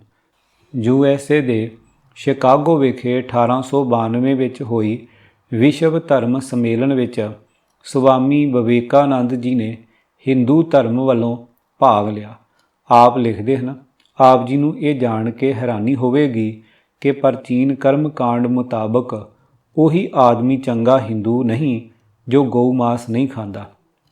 ਉਸ ਨੂੰ ਕੁਝ ਨਿਸ਼ਚਿਤ ਅਵਸਰਾਂ 'ਤੇ ਬੈਲ ਦੀ ਬਲੀ ਦੇ ਕੇ ਉਸ ਦਾ ਮਾਸ ਜ਼ਰੂਰ ਖਾਣਾ ਚਾਹੀਦਾ ਹੈ। ਉਹ ਅੱਗੇ ਲਿਖਦੇ ਹਨ ਕਿ ਵੱਖ-ਵੱਖ ਥਾਵਾਂ ਉੱਤੇ ਪੇਂਡੂ ਦੇਵਤੇ ਅਤੇ ਵਹਿਮਾਂ ਭਰਮਾਂ ਅਨੁਸਾਰ ਰਿਵਾਜ ਬਣੇ ਹੁੰਦੇ ਹਨ। ਇਹ ਸਾਡੇ ਸੁਭਾਅ ਵਿੱਚ ਹੈ ਕਿ ਅਸੀਂ ਉਹਨਾਂ ਵਹਿਮਾਂ ਭਰਮਾਂ ਨੂੰ ਧਰਮ ਦਾ ਅੰਗ ਮੰਨਣ ਲੱਗ ਜਾਂਦੇ ਹਾਂ। ਅਜਿਹੇ ਵਿਸ਼ਵਾਸ ਸਵੈ ਵਿਰੋਧੀ ਹੁੰਦੇ ਹਨ। ਪਤਾ ਨਹੀਂ ਲੱਗਦਾ ਕਿ ਇਹਨਾਂ ਨੂੰ ਮੰਨੀਏ ਜਾਂ ਨਾ ਮੰਨੀਏ। ਦੱਖਣੀ ਭਾਰਤ ਦਾ ਬ੍ਰਾਹਮਣ ਜਦੋਂ ਦੂਸਰੇ ਇਲਾਕੇ ਦੇ ਬ੍ਰਾਹਮਣ ਨੂੰ ਮਾਸ ਖਾਂਦੇ ਨੂੰ ਦੇਖਦਾ ਹੈ ਤਾਂ ਹੱਕਾ ਬੱਕਾ ਹੋ ਜਾਂਦਾ ਸੀ। ਉੱਤਰੀ ਭਾਰਤ ਦੇ ਬ੍ਰਾਹਮਣ ਲਈ ਸੈਂਕੜੇ ਬੱਕਰੀਆਂ ਦੀ ਕੁਰਬਾਨੀ ਕਰਨੀ ਜਾਂ ਬਲੀ ਦੇਣੀ ਪਵਿੱਤਰ ਕਰਮ ਸੀ। ਭਾਰਤ ਅੰਦਰ ਕੋਈ ਸਮਾਂ ਸੀ ਜਦੋਂ ਗਊ ਮਾਸ ਖਾਣ ਤੋਂ ਬਿਨਾਂ ਬ੍ਰਾਹਮਣ ਹੀ ਨਹੀਂ ਅਖਵਾ ਸਕਦਾ ਸੀ। ਇਹ ਵੇਦਾਂ ਅੰਦਰ ਦਰਜ ਹੈ ਕਿ ਜਦੋਂ ਕੋਈ ਸੰਨਿਆਸੀ ਰਾਜਾ ਜਾਂ ਕੋਈ ਪ੍ਰਮੁੱਖ ਹਸਤੀ ਘਰ ਆਉਂਦੀ ਹੈ ਤਾਂ ਉਸ ਦੇ ਆਓ ਭਗਤ ਕਰਨ ਲਈ ਚੰਗੇ ਬਲਦ ਨੂੰ ਮਾਰਿਆ ਜਾਂਦਾ ਸੀ। ਸਮੇਂ ਅਨੁਸਾਰ ਮਹਿਸੂਸ ਕੀਤਾ ਗਿਆ ਕਿ ਖੇਤੀਬਾੜੀ ਕਰਨਾ ਲੋਕਾਂ ਦਾ ਮੁੱਖ ਕਿੱਤਾ ਸੀ। ਭਾਵ ਬਲਦਾਂ ਨੂੰ ਮਾਰਨ ਨਾਲ ਉਹਨਾਂ ਦੀ ਨਸਲ ਖਤਮ ਹੋਣ ਦਾ ਡਰ ਪੈਦਾ ਹੋ ਗਿਆ। ਇਸ ਕਰਕੇ ਇਹ ਪਰੰਪਰਾ ਬੰਦ ਹੋਈ। The complete works of Swami Vivekananda volume 3 page number 173-174। Doctor Ambedkar ਇਸ ਤੱਥ ਨਾਲ ਸਹਿਮਤ ਨਹੀਂ ਕਿ ਹਿੰਦੂਆਂ ਨੇ ਸਮੇਂ ਅਨੁਸਾਰ ਮਹਿਸੂਸ ਕੀਤਾ ਕਿ ਬਲਦਾਂ ਨੂੰ ਮਾਰਨ ਨਾਲ ਉਹਨਾਂ ਦੀ ਨਸਲ ਖਤਮ ਹੋਣ ਦਾ ਡਰ ਸੀ ਅਤੇ ਉਹਨਾਂ ਨੇ ਗਊ ਮਾਰਨ ਦੇ ਵਿਰੁੱਧ ਆਵਾਜ਼ ਉਠਾਈ। ਡਾਕਟਰ ਅੰਬੇਦਕਰ ਅਨੁਸਾਰ ਗਊਆਂ ਦੀ ਬਲੀ ਜਾਂ ਗਊ ਮਾਸ ਖਾਣ ਦਾ ਵਿਰੋਧ ਬ੍ਰਾਹਮਣਾਂ ਵੱਲੋਂ ਸਮੇਂ ਦੀ ਮੰਗ ਅਨੁਸਾਰ ਕੀਤਾ ਗਿਆ। ਦੂਸਰਾ ਬੁੱਧ ਧਰਮ ਦਾ ਹਾਵੀ ਹੋਣਾ ਅਤੇ ਉਹਨਾਂ ਵੱਲੋਂ ਜੀਵ ਹੱਤਿਆ ਜਾਂ ਅਹਿੰਸਾ ਦਾ ਪ੍ਰਚਾਰ ਦਾ ਪ੍ਰਭਾਵ ਸੀ, ਜਿਸ ਕਰਕੇ ਬ੍ਰਾਹਮਣਾਂ ਨੇ ਪਸ਼ੂਆਂ ਦੀ ਬਲੀ ਦੀ ਪਰੰਪਰਾ ਨੂੰ ਬੰਦ ਕੀਤਾ। ਉਹਨਾਂ ਵੱਲੋਂ ਲੋਕਾਈ ਨੂੰ ਦੱਸਣ ਦਾ ਯਤਨ ਕੀਤਾ ਗਿਆ ਕਿ ਉਹ ਗਊ ਜਾਂ ਪਸ਼ੂਆਂ ਦੀ ਹੱਤਿਆ ਦੇ ਵਿਰੋਧੀ ਹਨ ਤੇ ਸ਼ਾਕਾਹਾਰੀ ਹਨ। ਸ਼ਰਾਧਾਂ ਵਿੱਚ ਪਿਤਰਾਂ ਨੂੰ ਤ੍ਰਿਪਤ ਕਰਨ ਲਈ ਮਾਸ ਆਹਾਰ। ਹਿੰਦੂਆਂ ਅੰਦਰ ਸ਼ਰਾਧ ਦੀ ਪਰੰਪਰਾ ਵੀ ਹੈ। ਸ਼ਰਾਧ ਦੇ ਆਖਰੀ ਅਰਥ ਸ਼ਰਧਾ ਨਾਲ ਕੀਤਾ ਹੋਇਆ ਕਰਮ। ਇਹਨਾਂ ਦੀ ਮਨੌਤ ਹੈ ਕਿ ਸ਼ਰਧਾ ਨਾਲ ਕੀਤਾ ਹੋਇਆ ਅੰਨ ਅਤੇ ਵਸਤਰ ਆਦਿ ਦਾ ਦਾਨ ਪਿੱਤਰਾਂ ਨੂੰ ਪਹੁੰਚ ਜਾਂਦਾ ਹੈ। ਇਸ ਤਰ੍ਹਾਂ ਦੇ ਦਾਨ ਨੂੰ ਪਹੁੰਚਾਉਣ ਦਾ ਕੰਮ ਪੁਜਾਰੀ ਬ੍ਰਾਹਮਣ ਰਾਹੀਂ ਹੀ ਹੋ ਸਕਦਾ ਹੈ। ਭਾਈ ਕਾਨ੍ਹ ਸਿੰਘ ਨਾਭਾ ਅਨੁਸਾਰ ਹਿੰਦੂ ਮੱਤ ਵਿੱਚ ਸ਼ਰਾਧ ਦੇ 4 ਭੇਦ ਹਨ। ਪਹਿਲਾ ਨਿਤਿਆ ਸ਼ਰਾਧ, ਜੋ ਨਿਤ ਹੀ ਦੇਵਤਾ ਪਿੱਤਰਾਂ ਨੂੰ ਜਲ ਆਦਿ ਦੇਣਾ। ਦੂਜਾ ਪਾਰਵਣ, ਜੋ ਅਮਾਵਸ ਆਦਿ ਪੁਰਮਾਪੁਰ ਕਰਨਾ। ਤੀਜਾ ਕਿਆ, ਜੋ ਮਰੇ ਹੋਏ ਪਿੱਤਰ ਦੇ ਦੇਹਾਂਤ ਵਾਲੇ ਦਿਨ ਕਰਨਾ। ਚੌਥਾ ਮਹੱਲ ਹੈ, ਜੋ ਅੱਸੂ ਦੇ ਪਹਿਲੇ ਪੱਖ ਵਿੱਚ ਕਰਨਾ। ਮਨੂ ਸਿਮਰਤੀ ਹਿੰਦੂਆਂ ਦਾ ਧਰਮ ਸ਼ਾਸਤਰ ਹੈ ਅਤੇ ਮਨੂ ਦੀ ਰਚਨਾ ਹੈ। ਜਿਵੇਂ ਮੰਨਿਆ ਜਾਂਦਾ ਹੈ ਕਿ ਜੇਕਰ ਸ਼ਰਧਾ ਨਾਲ ਅੰਨ, ਵਸਤਰ ਅਤੇ ਅੰਨਦਾਨ ਬ੍ਰਾਹਮਣ ਨੂੰ ਕੀਤਾ ਜਾਵੇ ਤਾਂ ਪਿੱਤਰਾਂ ਨੂੰ ਅਵੱਸ਼ ਪਹੁੰਚ ਜਾਂਦਾ ਹੈ। ਇੱਥੇ ਸਾਡਾ ਕੋਈ ਅਜਿਹਾ ਮਨੋਰਥ ਨਹੀਂ ਕਿ ਇਸ ਕਰਮਕਾਂਡ ਦਾ ਮੁਲਾਂਕਣ ਕਰੀਏ ਕਿ ਕੀ ਪਿੱਤਰਾਂ ਨੂੰ ਅੰਨ, ਵਸਤਰ ਪਹੁੰਚ ਜਾਂਦੇ ਹਨ। ਅਸੀਂ ਤਾਂ ਇਸ ਬਾਰੇ ਦੱਸਣਾ ਚਾਹੁੰਦੇ ਹਾਂ ਕਿ ਜੇਕਰ ਸ਼ਰਾਧਾਂ ਵਿੱਚ ਪਿੱਤਰਾਂ ਨੂੰ ਲੰਮੇ ਸਮੇਂ ਲਈ ਤ੍ਰਿਪਤ ਕਰਨ ਲਈ ਮਾਸ ਆਹਾਰ ਨੂੰ ਉੱਤਮ ਜਾਂ ਮਾਸ ਖਵਾਉਣ ਨਾਲ ਪਿੱਤਰ ਖੁਸ਼ ਹੁੰਦੇ ਹਨ ਤਾਂ ਮੰਨਣਾ ਪਵੇਗਾ ਕਿ ਹਿੰਦੂ ਮੁੱਢ ਤੋਂ ਹੀ ਮਾਸਾਹਾਰੀ ਹਨ। ਪਿੱਤਰਾਂ ਨੂੰ ਤ੍ਰਿਪਤ ਕਰਨ ਲਈ ਹੇਠਾਂ ਦਿੱਤੇ ਮਾਸ ਬ੍ਰਾਹਮਣਾਂ ਨੂੰ ਖਵਾਇਆ ਜਾਵੇ ਤਾਂ ਉਹਨਾਂ ਦੇ ਤ੍ਰਿਪਤ ਰਹਿਣ ਦਾ ਸਮਾਂ ਵੀ ਦੱਸਿਆ ਹੋਇਆ ਹੈ। ਤਿਲ, ਧਾਨ, ਜੌਂ, ਆੜੂ, ਜਲ, ਮੂਲ, ਫਲ ਆਦਿ ਇਹਨਾਂ ਵਿੱਚੋਂ ਕਿਸੇ ਇੱਕ ਦਾ ਦੇਣਾ 1 ਮਹੀਨੇ ਤਾਈਂ ਪਿੱਤਰਾਂ ਨੂੰ ਸੌਖਿਆਂ ਰੱਖਦਾ ਹੈ। ਮੱਛੀ ਦੇ ਮਾਸ ਤੋਂ 2 ਮਹੀਨਿਆਂ ਤੱਕ, ਹਿਰਨ ਦੇ ਮਾਸ ਨਾਲ 3 ਮਹੀਨੇ, ਭੇਡ ਦੇ ਮਾਸ ਨਾਲ 4 ਮਹੀਨੇ ਤੱਕ, ਪੰਛੀਆਂ ਦੇ ਮਾਸ ਖਵਾਉਣ ਨਾਲ 5 ਮਹੀਨੇ, ਬੱਕਰੇ ਦੇ ਮਾਸ ਨਾਲ 6 ਮਹੀਨੇ, ਚਤਰ ਮਿਰਗ ਦੇ ਮਾਸ ਨਾਲ 7 ਮਹੀਨੇ, ਏਣ ਮਿਰਗ ਦੇ ਮਾਸ ਨਾਲ 8 ਮਹੀਨੇ, ਰੌਰਵ ਮਿਰਗ ਦੇ ਮਾਸ ਨਾਲ 9 ਮਹੀਨੇ, ਜੰਗਲੀ ਸੂਰ ਜਾਂ ਝੋਟੇ ਦੇ ਮਾਸ ਨਾਲ 10 ਮਹੀਨੇ ਤੱਕ ਪਿੱਤਰ ਰੱਜੇ ਰਹਿ ਸਕਦੇ ਹਨ। ਕੱਛੂ ਕੁੰਮਾਂ ਤੇ ਖਰਗੋਸ਼ ਨਾਲ 11 ਮਹੀਨੇ ਅਤੇ ਜੇ ਬੱਕਰੇ ਦਾ ਰੰਗ ਚਿੱਟਾ ਹੋਵੇ, ਕੰਨ ਲੰਬੇ ਤੇ ਖੱਸੀ ਕਰਕੇ ਪਾਲਿਆ ਹੋਵੇ, ਉਸ ਦਾ ਮਾਸ ਸ਼ਰਾਧਾਂ ਵਿੱਚ ਬ੍ਰਾਹਮਣਾਂ ਨੂੰ ਖਵਾਉਣ ਵਾਲਾ ਸਵਰਗਪੁਰੀ ਵਿੱਚ ਵਸਣ ਵਾਲੇ ਪਿੱਤਰ 12 ਵਰ੍ਹੇ ਰੱਜੇ ਰਹਿ ਸਕਦੇ ਹਨ। ਗਊ ਦੇ ਦੁੱਧ ਜਾਂ ਖੀਰ ਖਵਾਉਣ ਨਾਲ 1 ਵਰ੍ਹਾ ਪਿੱਤਰ ਰੱਜੇ ਰਹਿ ਸਕਦੇ ਹਨ। ਹੋਰ ਕਈ ਪ੍ਰਕਾਰ ਦੀਆਂ ਮੱਛੀਆਂ ਤੇ ਬੱਕਰਿਆਂ ਦੇ ਮਾਸ ਤੋਂ ਅਨੰਤ ਸਾਲਾਂ ਤੱਕ ਜਿਹੜਾ ਬ੍ਰਾਹਮਣ ਸ਼ਰਾਧਾਂ ਵਿੱਚ ਮਾਸ ਨਾ ਖਾਵੇ ਉਹ 21 ਜਨਮ ਪਸ਼ੂ ਹੀ ਬਣਿਆ ਰਹਿੰਦਾ ਹੈ। ਯਜੁਰਵੇਦ ਦੀ ਬ੍ਰਿਹਦਾਰਣਿਕ ਉਪਨਿਸ਼ਦ ਅਧਿਆਇ 6 ਵਿੱਚ ਪੁੱਤਰ ਦੀ ਇੱਛਾ ਰੱਖਣ ਵਾਲੇ ਇਸਤਰੀ ਪੁਰਸ਼ ਨੂੰ ਮਾਸ ਤੇ ਚੌਲ ਬਣਾ ਕੇ ਦੱਸੇ ਗਏ ਹਨ। ਜੋ ਮੌਜੂਦਾ ਸਮੇਂ ਪ੍ਰਚਲਿਤ ਧਾਰਨਾ ਬਣਾਈ ਜਾ ਰਹੀ ਹੈ ਕਿ ਹਿੰਦੂ ਲੋਕ ਸ਼ਾਕਾਹਾਰੀ ਹਨ, ਇਸ ਵਿੱਚ ਰਤੀ ਵੀ ਸਚਾਈ ਨਹੀਂ ਹੈ। ਸਰੋਤ ਮਨੂ ਸਿਮਰਤੀ ਪੰਜਾਬੀ ਰੂਪ ਪੰਨਾ 46 ਅਤੇ 47, ਮਹਾਨ ਕੋਸ਼ ਅਤੇ ਨਰਿੰਜਨ ਸਿੰਘ ਸਰਲ ਦੀ ਲਿਖੀ ਪੁਸਤਕ ਝਟਕਾ ਪ੍ਰਕਾਸ਼ ਪੰਨਾ 38।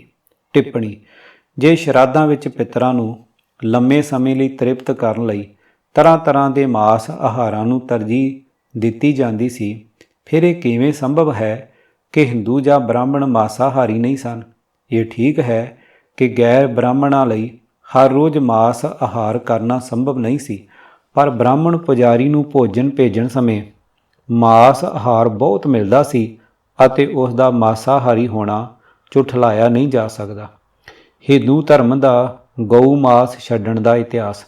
ਹਿੰਦੂ ਸਮਾਜ ਅੰਦਰ ਮੋਟੇ ਤੌਰ ਉੱਤੇ ਲੋਕਾਂ ਨੂੰ 2 ਵਰਗਾਂ ਵਿੱਚ ਵੰਡਿਆ ਜਾਂਦਾ ਹੈ, ਇੱਕ ਮਾਸਾਹਾਰੀ, ਦੂਜਾ ਸ਼ਾਕਾਹਾਰੀ। ਇਸ ਤੋਂ ਅੱਗੇ ਇਹਨਾਂ ਵਰਗਾਂ ਨੂੰ ਫਿਰ ਸ਼੍ਰੇਣੀ ਵੰਡ ਕਰ ਸਕਦੇ ਹਾਂ। ਜਿਵੇਂ ਮਾਸਾਹਾਰੀ ਤਾਂ ਹਨ ਪਰ ਉਹ ਗਊ ਮਾਸ ਨਹੀਂ ਖਾਂਦੇ ਅਤੇ ਹੋਰ ਜਾਨਵਰਾਂ ਦਾ ਮਾਸ ਖਾ ਲੈਂਦੇ ਹਨ। ਇੱਕ ਵਰਗ ਦੇ ਲੋਕ ਹਨ ਜੋ ਸਭ ਤਰ੍ਹਾਂ ਦੇ ਮਾਸ ਖਾਂਦੇ ਹਨ ਤੇ ਗਊ ਮਾਸ ਵੀ ਖਾ ਲੈਂਦੇ ਹਨ। ਇੱਕ ਲੋਕ ਪੂਰੀ ਤਰ੍ਹਾਂ ਸ਼ਾਕਾਹਾਰੀ ਹਨ। ਅਜਿਹੇ ਲੋਕ ਵੀ ਹਨ ਜੋ ਅੰਡਿਆਂ ਦਾ ਸੇਵਨ ਵੀ ਨਹੀਂ ਕਰਦੇ ਪਰ ਦੁੱਧ ਦਹੀਂ ਦੀ ਵਰਤੋਂ ਖੁੱਲ੍ਹ ਕੇ ਕਰਦੇ ਹਨ। ਜਿੱਥੋਂ ਤੱਕ ਜਾਤ ਆਧਾਰ ਵੰਡ ਹੈ, ਉਸ ਵਿੱਚ ਬ੍ਰਾਹਮਣ ਤੇ ਗੈਰ ਬ੍ਰਾਹਮਣ ਆਖਰੀ ਉਹ ਹਨ ਜਿਨ੍ਹਾਂ ਨੂੰ ਅਖੌਤੀ ਅਛੂਤ ਬਣਾਇਆ ਹੋਇਆ ਹੈ। ਇਹਨਾਂ ਵਿੱਚ ਸ਼ਾਕਾਹਾਰੀ ਬ੍ਰਾਹਮਣ ਹਨ ਤੇ ਗੈਰ ਬ੍ਰਾਹਮਣ ਜੋ ਮਾਸ ਤਾਂ ਖਾਂਦੇ ਹਨ ਪਰ ਗਊ ਮਾਸ ਨਹੀਂ ਖਾਂਦੇ। ਆਖਰੀ ਅਛੂਤ ਲੋਕ ਜੋ ਸਭ ਤਰ੍ਹਾਂ ਦਾ ਮਾਸ ਸਮੇਤ ਗਊ ਮਾਸ ਖਾਂਦੇ ਹਨ।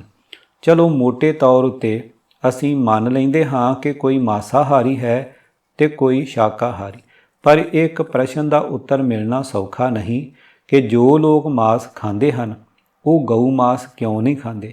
ਇੱਥੇ ਸਾਡਾ ਮੁੱਖ ਮਨੋਰਥ ਹੈ ਕਿ ਅਸੀਂ ਜਾਣਨਾ ਚਾਹੁੰਦੇ ਹਾਂ ਕਿ ਬ੍ਰਾਹਮਣਾਂ ਨੇ ਜਾਂ ਗੈਰ ਬ੍ਰਾਹਮਣਾਂ ਨੇ ਮਾਸ ਸਮੇਤ ਗਊ ਮਾਸ ਖਾਣਾ ਕਦੋਂ ਛੱਡਿਆ। ਇਸ ਦਾ ਉੱਤਰ ਲੈਣ ਲਈ ਸਾਨੂੰ ਇਸ ਵਿਸ਼ੇ ਨਾਲ ਸੰਬੰਧਿਤ ਰਾਜਾ ਅਸ਼ੋਕ ਜਾਂ ਹਿੰਦੂਆਂ ਦਾ ਧਰਮ ਸ਼ਾਸਤਰ ਮਨੂ ਸਿਮਰਤੀ ਅਨੁਸਾਰ ਘੜੇ ਕਾਨੂੰਨਾਂ ਦਾ ਮੁਲਾਂਕਣ ਕਰਨਾ ਪਵੇਗਾ। ਰਾਜਾ ਅਸ਼ੋਕ ਮੌਰੀਆ ਸ਼ਾਹੀ ਘਰਾਣੇ ਦੇ ਚੰਦਰਗੁਪਤ ਮੌਰੀਆ ਦਾ ਪੋਤਰਾ ਸੀ। ਰਾਜਾ ਅਸ਼ੋਕ ਦੇ ਸਤੰਭਾਂ ਉੱਤੇ ਉਕਰੇ ਵਿਸ਼ੇਸ਼ ਸ਼ਾਹੀ ਹੁਕਮ ਨੰਬਰ 1 ਨੰਬਰ 2 ਨੰਬਰ 1 ਵਿੱਚ ਲਿਖਿਆ ਹੈ। ਇਹ ਹੁਕਮ ਮਹਾਰਾਜਾ ਅਸ਼ੋਕ ਦੀ ਆਗਿਆ ਅਨੁਸਾਰ ਹੈ। ਇੱਥੇ ਬਲੀ ਦੇਣ ਦੇ ਮਨੋਰਥ ਨਾਲ ਕੋਈ ਜਾਨਵਰ ਵੀ ਨਹੀਂ ਮਾਰਿਆ ਜਾਵੇਗਾ ਤੇ ਨਾ ਹੀ ਕਿਸੇ ਵਿਸ਼ੇਸ਼ ਉਤਸਵ ਦੇ ਭੋਜਨ ਲਈ, ਕਿਉਂਕਿ ਰਾਜਾ ਸਾਹਿਬ ਮਹਿਸੂਸ ਕਰਦੇ ਹਨ ਕਿ ਉਤਸਵ ਦੌਰਾਨ ਵਿਸ਼ੇਸ਼ ਭੋਜਨ ਸਮਾਗਮ ਉੱਤੇ ਅਜਿਹਾ ਜੁਰਮ ਨਹੀਂ ਹੋਣਾ ਚਾਹੀਦਾ। ਭਾਵੇਂ ਕਈ ਥਾਵਾਂ ਉੱਤੇ ਉਤਸਵ ਭੋਜਨ ਮਹਾਰਾਜਾ ਦੀਆਂ ਨਜ਼ਰਾਂ ਵਿੱਚ ਬਹੁਤ ਵਧੀਆ ਹਨ। ਇਸ ਤੋਂ ਪਹਿਲਾਂ ਮਹਾਰਾਜਾ ਦੀ ਸ਼ਾਹੀ ਰਸੋਈ ਵਿੱਚ ਹਰ ਰੋਜ਼ ਹਜ਼ਾਰਾਂ ਲੱਖਾਂ ਜੀਵਾਂ ਨੂੰ ਭੋਜਨ ਤਿਆਰ ਕਰਨ ਲਈ ਵੱਢਿਆ ਜਾਂਦਾ ਸੀ, ਪਰ ਪਵਿੱਤਰ ਸ਼ਾਹੀ ਫਰਮਾਨ ਹੈ ਕਿ ਸਿਰਫ 3 ਜੀਵਾਂ ਨਾਲ ਹੀ ਭੋਜਨ ਤਿਆਰ ਕੀਤਾ ਜਾਵੇਗਾ। ਨੰਬਰ 2 ਤਦ ਮਹਾਨ ਧਰਮ ਰੱਖਿਅਕ ਦਿਆਲੂ ਮਹਾਬਲੀ ਰਾਜੇ ਦਾ ਐਲਾਨ। ਪੁੰਨ ਸ਼ੀਤਲਾ ਦਾ ਕਾਨੂੰਨ ਬਹੁਤ ਉੱਚਾ ਹੈ, ਪਰ ਜਿੱਥੇ ਇਹ ਕਾਨੂੰਨ ਲਾਗੂ ਹੋਵੇ ਇਸ ਵਿੱਚ ਅਸੀਂ ਜਾਣਨਾ ਹੈ ਥੋੜ੍ਹਾ ਤਰਸ, ਵਧੇਰੇ ਚੰਗੇ ਕਰਮ, ਰਹਿਮਦਿਲੀ, ਸਚਾਈ ਅਤੇ ਸ਼ੁੱਧਤਾ ਹੋਵੇ। ਅਧਿਆਤਮਕ ਦਾ ਤੋਹਫਾ ਅੱਗੇ ਰੱਖ ਕੇ ਮੈਂ ਬਹੁਤ ਭਾਂਤੀ ਰਸਤੇ ਦੱਸੇ ਹਨ। ਜਦੋਂ 2 ਪੈਰੇ 4 ਪੈਰੇ ਜੀਵ, ਪੰਛੀ ਅਤੇ ਪਾਣੀ ਦੇ ਜੀਵਾਂ ਉੱਤੇ ਮੈਂ ਮਿਹਰਬਾਨ ਹੋਇਆ ਹਾਂ, ਨਾਲ ਹੀ ਜੀਵਨ ਵਰਦਾਨ ਅਤੇ ਮੈਂ ਬਹੁਤ ਚੰਗੇ ਕਰਮ ਕਰ ਦਿੱਤੇ ਹਨ। ਇਸ ਮਨੋਰਥ ਨਾਲ ਮੈਂ ਇਸ ਪਵਿੱਤਰ ਸ਼ਾਹੀ ਫਰਮਾਨ ਨੂੰ ਲਿਖਤੀ ਰੂਪ ਦਿੱਤਾ ਹੈ ਤਾਂ ਜੋ ਲੋਕ ਇਹਨਾਂ ਸਖਿਆਵਾਂ ਨੂੰ ਲੰਬੇ ਸਮੇਂ ਲਈ ਹੰਡਾਉਣ। ਜੋ ਇਹਨਾਂ ਸਖਿਆਵਾਂ ਨੂੰ ਮੰਨੇਗਾ ਉਹ ਵਧੀਆ ਰਹੇਗਾ। ਸ਼ਾਹੀ ਹੁਕਮ ਨੰਬਰ 5। ਇਹ ਹੁਕਮ ਮਹਾਰਾਜਾ ਅਸ਼ੋਕ ਦੇ ਆਗਿਆ ਅਨੁਸਾਰ ਹੈ।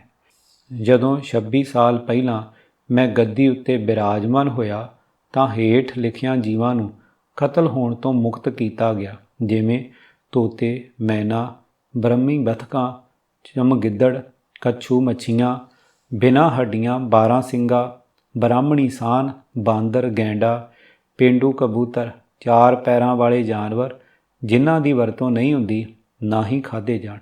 ਕੁੱਕੜਾਂ ਨੂੰ ਖੱਸੀ ਨਾ ਕੀਤਾ ਜਾਵੇ।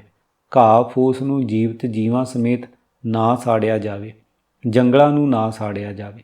ਰਾਜਾ ਅਸ਼ੋਕ ਦੇ ਉਪਰੋਕਤ ਸ਼ਾਹੀ ਫਰਮਾਨਾਂ ਵਿੱਚ ਕਿਤੇ ਨਹੀਂ ਲਿਖਿਆ ਹੋਇਆ ਕਿ ਗਊ ਨਾ ਮਾਰੀ ਜਾਵੇ ਅਤੇ ਮਾਸ ਨਾ ਖਾਧਾ ਜਾਵੇ।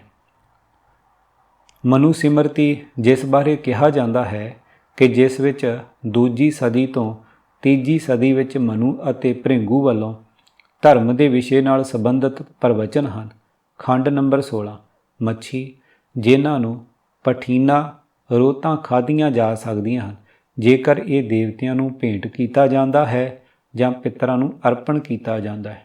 ਖੰਡ ਨੰਬਰ 18 ਸੇ ਕੰਡੇਰਨਾ ਗੈਂਡਾ, ਕਛੂ ਕੁੰਮਾ ਅਤੇ ਖਰਗੋਸ਼ ਖਾਧੇ ਜਾ ਸਕਦੇ ਹਨ। ਊਠਾਂ ਨੂੰ ਛੱਡ ਕੇ ਪਾਲਤੂ ਜਾਨਵਰਾਂ ਦਾ ਮਾਸ ਖਾਧਾ ਜਾ ਸਕਦਾ ਹੈ। ਖੰਡ ਨੰਬਰ 27 ਕੋਈ ਵੀ ਮਾਸ ਖਾਧਾ ਜਾ ਸਕਦਾ ਹੈ ਜੇਕਰ ਮੰਤਰ ਪੜ੍ਹ ਕੇ ਉਸ ਉੱਪਰ ਜਲ ਛਿੜਕਿਆ ਜਾਵੇ ਅਤੇ ਜਦੋਂ ਬ੍ਰਾਹਮਣ ਦੀ ਇੱਛਾ ਹੋਵੇ ਜਾਂ ਜਦੋਂ ਕਿਸੇ ਦੀ ਜਾਨ ਖਤਰੇ ਵਿੱਚ ਹੈ। ਖੰਡ ਨੰਬਰ 31 ਮਾਸ ਆਹਾਰ ਦਾ ਸੇਵਨ ਬਲੀ ਲਈ ਕੀਤਾ ਗਿਆ ਹੋਵੇ ਅਤੇ ਇਹ ਦੇਵਤੇ ਵੱਲੋਂ ਪ੍ਰਵਾਨਿਤ ਕਾਨੂੰਨ ਹੈ, ਪਰ ਜਿੱਦ ਨਾਲ ਸਮਾਗਮ ਦੌਰਾਨ ਵਤੀਰਾ ਦਿਖਾਉਣਾ ਤਾਂ ਰਾਖਸ਼ਾਂ ਵਾਲਾ ਕਰਮ ਹੈ। ਖੰਡ ਨੰਬਰ 32 ਜੋ ਕੋਈ ਮਾਸ ਖਾਂਦਾ ਹੈ ਤਾਂ ਉਹ ਦੇਵਤੇ ਦਾ ਸਤਿਕਾਰ ਕਰਦਾ ਹੈ ਤੇ ਕੋਈ ਪਾਪ ਨਹੀਂ ਕਰਦਾ, ਭਾਵੇਂ ਉਸਨੇ ਮਾਸ ਖਰੀਦਿਆ ਹੋਵੇ ਜਾਂ ਆਪ ਮਾਰਿਆ ਹੋਵੇ ਜਾਂ ਕਿਸੇ ਵੱਲੋਂ ਤੋਹਫਾ ਮਿਲਿਆ ਹੋਵੇ। ਖੰਡ ਨੰਬਰ 39 ਨਿਰੰਕਾਰ ਨੇ ਆਪ ਹੀ ਬਲੀ ਕਰਨ ਲਈ ਜਾਨਵਰਾਂ ਨੂੰ ਪੈਦਾ ਕੀਤਾ ਹੈ ਅਤੇ ਬਲੀ ਕਰਨ ਨਾਲ ਸੰਸਾਰ ਦਾ ਭਲਾ ਹੁੰਦਾ ਹੈ। ਇਸ ਲਈ ਜਾਨਵਰਾਂ ਨੂੰ ਬਲੀ ਕਰਨ ਦੇ ਮਨੋਰਥ ਨਾਲ ਕਤਲ ਕਰਨਾ, ਆਮ ਤੌਰ ਉੱਤੇ ਮਾਰਨਾ ਨਹੀਂ ਕਿਹਾ ਜਾ ਸਕਦਾ। ਖੰਡ ਨੰਬਰ 40। ਜੜੀਆਂ ਬੂਟੀਆਂ, ਦਰਖਤ, ਪਸ਼ੂ ਪੰਛੀ ਤੇ ਜਾਨਵਰ ਜੋ ਬਲੀ ਦੇ ਮੰਤਵ ਨਾਲ ਮਾਰੇ ਜਾਂਦੇ ਹਨ, ਉਹਨਾਂ ਨੂੰ ਦੁਬਾਰਾ ਉੱਚੇ ਥਾਈਂ ਜਨਮ ਮਿਲਦਾ ਹੈ। ਇੱਥੇ ਆਵਾਗਮਨ ਸਿਧਾਂਤ ਨੂੰ ਮੰਨਣ ਦੀ ਪੁਸ਼ਟੀ ਹੁੰਦੀ ਹੈ। ਖੰਡ ਨੰਬਰ 42। ਜੋ ਵਿਅਕਤੀ ਵੇਦਾਂ ਦੇ ਅਰਥ ਭਾਵ ਸਮਝਦਾ ਹੈ ਅਤੇ ਦੇਵਤਿਆਂ ਨੂੰ ਭੇਂਟ ਕਰਨ ਲਈ ਬਲੀ ਕਰਨ ਦੇ ਮਨੋਰਥ ਨਾਲ ਜਾਨਵਰ ਮਾਰਦਾ ਹੈ, ਤਾਂ ਉਹ ਜਾਨਵਰ ਤੇ ਆਪਣਾ ਦੋਨਾਂ ਦਾ ਭਲਾ ਕਰਦਾ ਹੈ। ਉਹੀ ਪੰਨਾ 186 ਅਤੇ 187। ਟਿੱਪਣੀ। ਮਨੂ ਸਿਮਰਤੀ ਸ਼ਾਸਤਰ ਵਿੱਚ ਕਿਤੇ ਵੀ ਨਹੀਂ ਲਿਖਿਆ ਹੋਇਆ ਕਿ ਗਊ ਪਵਿੱਤਰ ਜਾਨਵਰ ਹੈ ਜਾਂ ਗਊ ਮਾਸ ਨਹੀਂ ਖਾਣਾ, ਸਗੋਂ ਹਰ ਤਰ੍ਹਾਂ ਦੇ ਮਾਸ ਨੂੰ ਖਾਣ ਦੀ ਖੁੱਲ੍ਹ ਹੈ। ਦੇਵਤਿਆਂ ਨੂੰ ਭੇਂਟ ਕਰਨ ਲਈ ਜਾਨਵਰਾਂ ਨੂੰ ਕਤਲ ਕਰਨਾ ਜਾਇਜ਼ ਮੰਨਿਆ ਗਿਆ ਹੈ। ਅਸੀਂ ਪੂਰੀ ਤਰ੍ਹਾਂ ਰਾਜਾ ਅਸ਼ੋਕ ਵੱਲੋਂ ਸ਼ਾਹੀ ਫਰਮਾਨ ਅਤੇ ਜੀਵਾਂ ਦੇ ਕਤਲ ਅਤੇ ਮਾਸ ਖਾਣ ਸੰਬੰਧੀ ਬਣਾਏ ਕਾਨੂੰਨ ਜਾਂ ਨਿਯਮਾਂ ਦੀ ਘੋਖ ਕੀਤੀ ਹੈ। ਇਹੀ ਸਵਾਲ ਮੁੜ ਖੜਾ ਹੁੰਦਾ ਹੈ ਕਿ ਕੀ ਰਾਜਾ ਅਸ਼ੋਕ ਨੇ ਗਊ ਦੇ ਕਤਲ ਦੀ ਮਨਾਹੀ ਕੀਤੀ ਸੀ? ਪ੍ਰੋਫੈਸਰ ਵਿੰਸਟ ਸਮਿਥ ਦਾ ਵਿਚਾਰ ਹੈ ਕਿ ਰਾਜਾ ਅਸ਼ੋਕ ਨੇ ਗਊ ਹੱਤਿਆ ਦੀ ਮਨਾਹੀ ਨਹੀਂ ਕੀਤੀ। ਉਹ ਅੱਗੇ ਲਿਖਦੇ ਹਨ ਕਿ ਜਦੋਂ ਰਾਜੇ ਅਸ਼ੋਕ ਨੇ ਗਊ ਮਾਰਨ ਵਿਰੁੱਧ ਕੋਈ ਕਾਨੂੰਨ ਪਾਸ ਨਹੀਂ ਕੀਤਾ ਤਾਂ ਇਸ ਤੋਂ ਸਪਸ਼ਟ ਹੁੰਦਾ ਹੈ ਕਿ ਗਊ ਮਾਰਨਾ ਕੋਈ ਜੁਰਮ ਨਹੀਂ ਹੈ। ਦੂਜੇ ਪਾਸੇ ਇਸ ਦੇ ਉਲਟ ਪ੍ਰੋਫੈਸਰ ਰਾਧਾ ਕਾਮੋਦ ਮੁਖਰਜੀ ਆਖਦੇ ਹਨ ਕਿ ਰਾਜਾ ਅਸ਼ੋਕ ਨੇ ਗਊ ਹੱਤਿਆ ਦੀ ਮਨਾਹੀ ਕੀਤੀ ਸੀ। ਇਹਨਾਂ ਨੇ ਅਸ਼ੋਕ ਦੇ ਸਤੰਭ ਨੰਬਰ 5 ਨੂੰ ਪੜ੍ਹ ਕੇ ਅਨੁਮਾਨ ਲਗਾਇਆ ਹੈ ਕਿ ਜਦੋਂ ਉੱਥੇ ਲਿਖਿਆ ਹੋਇਆ ਹੈ ਕਿ 4 ਪੈਰਾਂ ਵਾਲੇ ਜਾਨਵਰਾਂ ਨੂੰ ਛੋਟ ਦਿੱਤੀ ਗਈ ਹੈ, ਪਰ ਇੱਥੇ ਉਹਨਾਂ 4 ਪੈਰਾਂ ਵਾਲੇ ਜਾਨਵਰਾਂ ਦੀ ਗੱਲ ਕੀਤੀ ਹੈ ਜਿਨ੍ਹਾਂ ਦੀ ਨਾ ਵਰਤੋਂ ਹੁੰਦੀ ਹੈ ਤੇ ਨਾ ਹੀ ਖਾਧੇ ਜਾਂਦੇ ਹਨ। ਅਸ਼ੋਕ ਨੇ ਸਮੂਹ ਮਨੁੱਖਾਂ ਅਤੇ ਜਾਨਵਰਾਂ ਦੀ ਪਾਵਨਤਾ ਦੀ ਗੱਲ ਕਹੀ ਹੈ। ਉਹਨਾਂ ਦਾ ਕਹਿਣਾ ਸੀ ਕਿ ਬਲੀ ਦੇਣ ਦੀ ਪ੍ਰਥਾ ਦੀ ਲਗਾਤਾਰਤਾ ਰੱਖਣ ਵਿੱਚ ਪਸ਼ੂਆਂ ਦੀ ਬਲੀ ਦੇਣੀ ਠੀਕ ਨਹੀਂ ਅਤੇ ਬੇਲੋੜੀ ਹੈ। ਜਿੱਥੋਂ ਤੱਕ ਮਨੂ ਵੱਲੋਂ ਲਿਖੇ ਸ਼ਾਸਤਰ ਵਿੱਚ ਨਿਯਮਾਂ ਦੀ ਘੋਖ ਕਰਦੇ ਹਾਂ, ਉਸ ਵੱਲੋਂ ਵੀ ਗਊ ਹੱਤਿਆ ਦੇ ਵਿਰੁੱਧ ਕੁਝ ਨਹੀਂ ਕਿਹਾ ਗਿਆ। ਹੁਣ ਸਵਾਲ ਉਤਪੰਨ ਹੁੰਦਾ ਹੈ ਕਿ ਗੈਰ ਬ੍ਰਾਹਮਣਾਂ ਨੇ ਗਊ ਮਾਸ ਖਾਣਾ ਕਿਉਂ ਛੱਡਿਆ? ਇਸ ਬਾਰੇ ਕਿਆਸ ਆਰਾਈ ਹੈ ਕਿ ਉਹਨਾਂ ਨੇ ਬ੍ਰਾਹਮਣਾਂ ਦੀ ਰੀਸ ਹੀ ਕੀਤੀ ਅਤੇ ਉਹਨਾਂ ਨੇ ਵੀ ਗਊ ਮਾਸ ਖਾਣਾ ਛੱਡ ਦਿੱਤਾ। ਬ੍ਰਾਹਮਣਾਂ ਨੇ ਗਊ ਦੀ ਪੂਜਾ ਕਰਨ ਦਾ ਬਹੁਤ ਪ੍ਰਚਾਰ ਕੀਤਾ ਅਤੇ ਗਊ ਮਾਸ ਖਾਣਾ ਛੱਡ ਦਿੱਤਾ ਅਤੇ ਸ਼ਾਕਾਹਾਰੀ ਬਣ ਗਏ। ਇਹ ਸਭ ਕੁਝ ਬੁੱਧ ਧਰਮ 'ਤੇ ਕਾਬੂ ਪਾਉਣ ਦੇ ਮਨੋਰਥ ਨਾਲ ਕੀਤਾ ਗਿਆ ਸੀ। ਪਹਿਲਾਂ ਦੇਖ ਚੁੱਕੇ ਹਾਂ ਕਿ ਰਾਜੇ ਅਸ਼ੋਕ ਨੇ ਗਊ ਮਾਰਨ ਨੂੰ ਅਪਰਾਧ ਨਹੀਂ ਮੰਨਿਆ, ਭਾਵੇਂ ਬਹੁਤ ਲੋਕ ਉਸ ਪਾਸੋਂ ਆਸ ਰੱਖਦੇ ਸਨ ਕਿ ਉਹ ਗਊ ਹੱਤਿਆ ਵਿਰੁੱਧ ਕਾਨੂੰਨ ਬਣਾਵੇ। ਬੁੱਧ ਧਰਮ ਜਾਨਵਰਾਂ ਦੀ ਬਲੀ ਦੇਣ ਦੇ ਵਿਰੁੱਧ ਸੀ, ਪਰ ਉਹਨਾਂ ਦਾ ਗਊ ਪ੍ਰਤੀ ਕੋਈ ਵਿਸ਼ੇਸ਼ ਪਿਆਰ ਨਹੀਂ ਸੀ ਅਤੇ ਗਊ ਵੀ ਉਹਨਾਂ ਲਈ ਇੱਕ ਪਸ਼ੂ ਹੀ ਸੀ। ਪਰ ਹੈਰਾਨੀ ਇਸ ਗੱਲ ਦੀ ਹੈ ਕਿ ਗੁਪਤਾ ਰਾਜਿਆਂ ਵੱਲੋਂ ਗਊ ਹੱਤਿਆ ਨੂੰ ਮਹਾਂ ਅਤੇ ਵੱਡਾ ਪਾਪ ਮੰਨਿਆ ਗਿਆ ਅਤੇ ਗਊ ਹੱਤਿਆ ਦੇ ਅਪਰਾਧੀ ਨੂੰ ਮੌਤ ਦੀ ਸਜ਼ਾ ਮਿਥੀ ਗਈ। ਇਹ ਗੁਪਤੇ ਰਾਜੇ ਹਿੰਦੂ ਧਰਮ ਦੇ ਰੱਖਿਅਕ ਬਣੇ ਅਤੇ ਇਹਨਾਂ ਨੇ ਬਲੀ ਦੌਰਾਨ ਗਊ ਮਾਰਨ 'ਤੇ ਰੋਕ ਲਗਾ ਦਿੱਤੀ। Mister D.R. ਭੰਡਾਰਕਰ ਅਨੁਸਾਰ 5ਵੀਂ ਸਦੀ AD ਦੇ ਮੁੱਢ ਵਿੱਚ ਇੱਕ ਅਬਦਲ ਸ਼ਿਲਾਲੇਖ ਉਕਰਿਆ ਹੋਇਆ ਸਬੂਤ ਦੇ ਤੌਰ ਉੱਤੇ ਮਿਲਦਾ ਹੈ ਕਿ ਗਊ ਨੂੰ ਮਾਰਨਾ ਇਤਨਾ ਵੱਡਾ ਅਪਰਾਧ ਹੈ ਜਿਵੇਂ ਇੱਕ ਬ੍ਰਾਹਮਣ ਨੂੰ ਕਤਲ ਕਰਨ ਦਾ। ਇਸ ਤਾਂਬੇ ਦੀ ਪਲੇਟ ਉੱਤੇ 465 AD ਲਿਖਿਆ ਹੋਇਆ ਹੈ ਅਤੇ ਇਹ ਗੁਪਤਾ ਸ਼ਾਹੀ ਖਾਨਦਾਨ ਦੇ ਰਾਜਾ ਸਕੰਦ ਗੁਪਤਾ ਦਾ ਸਮਾਂ ਹੈ। ਇਸ ਦੇ ਹੇਠ ਇੱਕ ਪੰਕਤੀ ਲਿਖੀ ਹੋਈ ਹੈ, ਜੋ ਵਿਅਕਤੀ ਇਸ ਲਿਖੇ ਨਿਯਮ ਨੂੰ ਤੋੜੇਗਾ ਉਹ ਗਊ ਮਾਰਨ ਵਾਲਾ ਅਪਰਾਧੀ ਬਣ ਜਾਵੇਗਾ, ਜਿਵੇਂ ਉਸਨੇ ਕਿਸੇ ਅਧਿਆਤਮਕ ਬ੍ਰਾਹਮਣ ਦੀ ਹੱਤਿਆ ਕੀਤੀ ਹੈ। ਇਸ ਤੋਂ ਮੁੱਢਲੇ ਦਸਤਾਵੇਜ਼ ਅਨੁਸਾਰ ਸਕੰਦ ਗੁਪਤਾ ਦੇ ਬਾਬੇ ਚੰਦਰਗੁਪਤ 11 ਦੇ ਰਾਜ ਵਿੱਚ ਗਊ ਹੱਤਿਆ ਨੂੰ ਬ੍ਰਹਮ ਹੱਤਿਆ ਦੇ ਬਰਾਬਰ ਮੰਨਿਆ ਗਿਆ ਹੈ। ਇਸ ਸ਼ਿਲਾਲੇਖ ਉੱਤੇ ਗੁਪਤਾ ਤਾਰੀਖ 93 ਲਿਖੀ ਹੋਈ ਹੈ, ਜੋ 412 AD ਦੇ ਆਸ-ਪਾਸ ਬਣਦੀ ਹੈ। ਇਹ ਬੁੱਧ ਧਰਮ ਦੇ ਸਤੂਪ ਯਾਦਗਾਰੀ ਗੁੰਮਦ ਮੱਧਿਆ ਪ੍ਰਦੇਸ਼ ਦੇ ਸਾਂਚੀ ਦੇ ਜੰਗਲੇ ਉੱਪਰ ਉਕਰਿਆ ਹੋਇਆ ਹੈ। ਇਹ ਸੰਦੇਸ਼ ਜਾਂ ਹਿੰਦੂ ਧਰਮ ਦਾ ਸੀ ਜਾਂ ਇਸ ਨੂੰ ਬੁੱਧ ਧਰਮ ਦੇ ਸਤੂਪ ਉੱਪਰ ਕਿਉਂ ਲਿਖਿਆ ਗਿਆ? ਇੱਥੇ ਲਿਖਿਆ ਹੋਇਆ ਹੈ ਕਿ ਇਹ ਉਪਕਾਰ ਚੰਦਰਗੁਪਤ ਦੇ ਅਹਿਲਕਾਰ ਵੱਲੋਂ ਕੀਤਾ ਗਿਆ ਹੈ। ਤਾੜਨਾ ਵੀ ਕੀਤੀ ਹੋਈ ਹੈ ਕਿ ਜੋ ਇਸ ਫੈਸਲੇ ਦਾ ਵਿਰੋਧ ਕਰੇਗਾ ਤਾਂ ਉਹ ਗਊ ਹੱਤਿਆ ਜਾਂ ਬ੍ਰਾਹਮਣ ਦੀ ਹੱਤਿਆ ਕਰਨ ਦਾ ਦੋਸ਼ੀ ਬਣ ਜਾਵੇਗਾ ਅਤੇ ਉਸ ਦਾ ਇਹ ਦੋਸ਼ 5 ਅੰਤਾਰਿਕਾ ਕਰਮਾਂ ਦਾ ਭਾਗੀ ਬਣ ਜਾਵੇਗਾ, ਭਾਵ ਉਹ ਸਿੱਧਾ ਨਰਕਾਂ ਨੂੰ ਜਾਵੇਗਾ। ਇਸ ਉਪਰੋਕਤ ਲਿਖਤ ਦੀ ਭਾਵਨਾ ਇਹੀ ਜਾਪਦੀ ਹੈ ਕਿ ਭਾਵੇਂ ਕੋਈ ਬੋਧੀ ਹੈ ਜਾਂ ਬ੍ਰਾਹਮਣ, ਉਸ ਨੂੰ ਇੱਕ ਪ੍ਰਕਾਰ ਦੀ ਧਮਕੀ ਹੈ ਕਿ ਅਜਿਹਾ ਜੁਰਮ ਬਹੁਤ ਵੱਡਾ ਹੈ। ਅੰਤਾਰਿਕਾ ਕਰਮ ਧਰਮ ਸ਼ਾਸਤਰ ਅਨੁਸਾਰ 5 ਮਹਾਪਾਤਕਾਂ ਦੇ ਬਰਾਬਰ ਹੈ। ਇਸ ਵਿੱਚ ਅਪਰਾਧ ਹਨ ਬ੍ਰਾਹਮਣ ਦਾ ਕਤਲ, ਸ਼ਰਾਬ ਦਾ ਸੇਵਨ, ਚੋਰੀ, ਕਿਸੇ ਪੁਜਾਰੀ ਦੀ ਪਤਨੀ ਨਾਲ ਸਬੰਧ ਬਣਾਉਣੇ ਅਤੇ ਕਿਸੇ ਨਾਲ ਮਿਲਵਰਤਨ ਰੱਖਣਾ। ਜੋ ਇਹਨਾਂ ਅਪਰਾਧਾਂ ਨੂੰ ਕਰਨ ਵਾਲਾ ਹੈ, ਬ੍ਰਾਹਮਣ ਇਹਨਾਂ ਮਹਾਪਾਪਾਂ ਦੁਆਰਾ ਧਮਕੀ ਦਿੰਦਾ ਹੈ ਕਿ ਗਊ ਹੱਤਿਆ ਕਰਨੀ ਅਤੇ ਬ੍ਰਾਹਮਣ ਦਾ ਕਤਲ ਕਰਨ ਦੇ ਨਤੀਜੇ ਭੈੜੇ ਹਨ। ਇਸ ਤੋਂ ਬਾਅਦ ਕਲਮ ਦੀ ਤਾਕਤ ਨਾਲ ਇਹਨਾਂ ਮਹਾਪਾਤਿਕਾਂ ਨੂੰ ਸਾਰੀਆਂ ਸਿਮਰਤੀਆਂ ਵਿੱਚ ਸ਼ਾਮਲ ਕਰ ਦਿੱਤਾ ਗਿਆ। ਇੱਥੋਂ ਗਊ ਦੀ ਮਹਾਨਤਾ ਤੇ ਪਵਿੱਤਰਤਾ ਨੂੰ ਪ੍ਰਚਾਰਿਆ ਗਿਆ। ਬੁੱਧ ਧਰਮ ਅਨੁਸਾਰ ਪਸ਼ੂਆਂ ਦਾ ਜੀਵਨ ਮਨੁੱਖਾਂ ਦੇ ਮੁਕਾਬਲੇ ਘਟੀਆ ਹੈ। ਫਿਰ ਵੀ ਬੁੱਧ ਧਰਮ ਨੇ ਜੀਵ ਹੱਤਿਆ ਨੂੰ ਰੋਕਣ ਲਈ ਪ੍ਰਚਾਰ ਕੀਤਾ। ਜਦੋਂ ਕਦੀ ਵੀ ਮੌਕਾ ਬਣਿਆ ਤਾਂ ਮਹਾਤਮਾ ਬੁੱਧ ਨੇ ਪਸ਼ੂਆਂ ਦੀ ਬਲੀ ਜਾਂ ਕੁਰਬਾਨੀ ਨੂੰ ਰੋਕਿਆ। ਅਨੇਕਾਂ ਵਾਰ ਜਦੋਂ ਵੀ ਕਿਸੇ ਬ੍ਰਾਹਮਣ ਵੱਲੋਂ ਧਾਰਮਿਕ ਸਮਾਗਮ ਜਾਂ ਰਸਮ ਸਮੇਂ ਪਸ਼ੂਆਂ ਦੀ ਬਲੀ ਦੇਣ ਦੀ ਤਿਆਰੀ ਹੁੰਦੀ ਤਾਂ ਮਹਾਤਮਾ ਬੁੱਧ ਦੇ ਕਹਿਣ 'ਤੇ ਬਲੀ ਦੀ ਰਸਮ ਰੋਕ ਦਿੱਤੀ ਜਾਂਦੀ ਸੀ। ਦੂਸਰਾ, ਬੁੱਧ ਜੀ ਦਾ ਸਾਰੇ ਦੇਸ਼ ਵਿੱਚ ਸਤਿਕਾਰ ਸੀ ਅਤੇ ਜੇਕਰ ਉਹਨਾਂ ਵੱਲੋਂ ਕੋਈ ਗੱਲ ਕਹੀ ਜਾਂਦੀ ਤਾਂ ਵੱਡੇ ਵੱਡੇ ਪੁਰੋਹਿਤ ਤੇ ਰਾਜੇ ਵੀ ਮੰਨ ਜਾਂਦੇ ਸਨ। ਭਾਵੇਂ ਮਹਾਤਮਾ ਬੁੱਧ ਪਸ਼ੂਆਂ ਦੀ ਕੁਰਬਾਨੀ ਦੇ ਵਿਰੁੱਧ ਸਨ, ਪਰ ਫਿਰ ਵੀ ਮਾਸ ਖੁਰਾਕ ਦਾ ਮਹੱਤਵਪੂਰਨ ਅੰਸ਼ ਕਬੂਲਿਆ ਗਿਆ। ਇਹ ਵੀ ਮੰਨਿਆ ਜਾਂਦਾ ਹੈ ਕਿ ਮਹਾਤਮਾ ਬੁੱਧ ਅਤੇ ਉਸ ਦੇ ਚੇਲੇ ਮਾਸ ਆਹਾਰ ਦਾ ਸੇਵਨ ਕਰਦੇ ਸਨ। ਫਿਰ ਇਹ ਮੁਸ਼ਕਲ ਪ੍ਰਸ਼ਨ ਹੈ ਕਿ ਹਿੰਦੂ ਰਾਜਿਆਂ ਵੱਲੋਂ ਅੱਗੇ ਹੋ ਕੇ ਗਊ ਦੀ ਹੱਤਿਆ ਵਿਰੁੱਧ ਕਾਨੂੰਨ ਕਿਉਂ ਬਣਾਇਆ ਗਿਆ ਅਤੇ ਇਹ ਕਾਨੂੰਨ ਮਨੂ ਦੇ ਕਾਨੂੰਨਾਂ ਦੇ ਉਲਟ ਸੀ।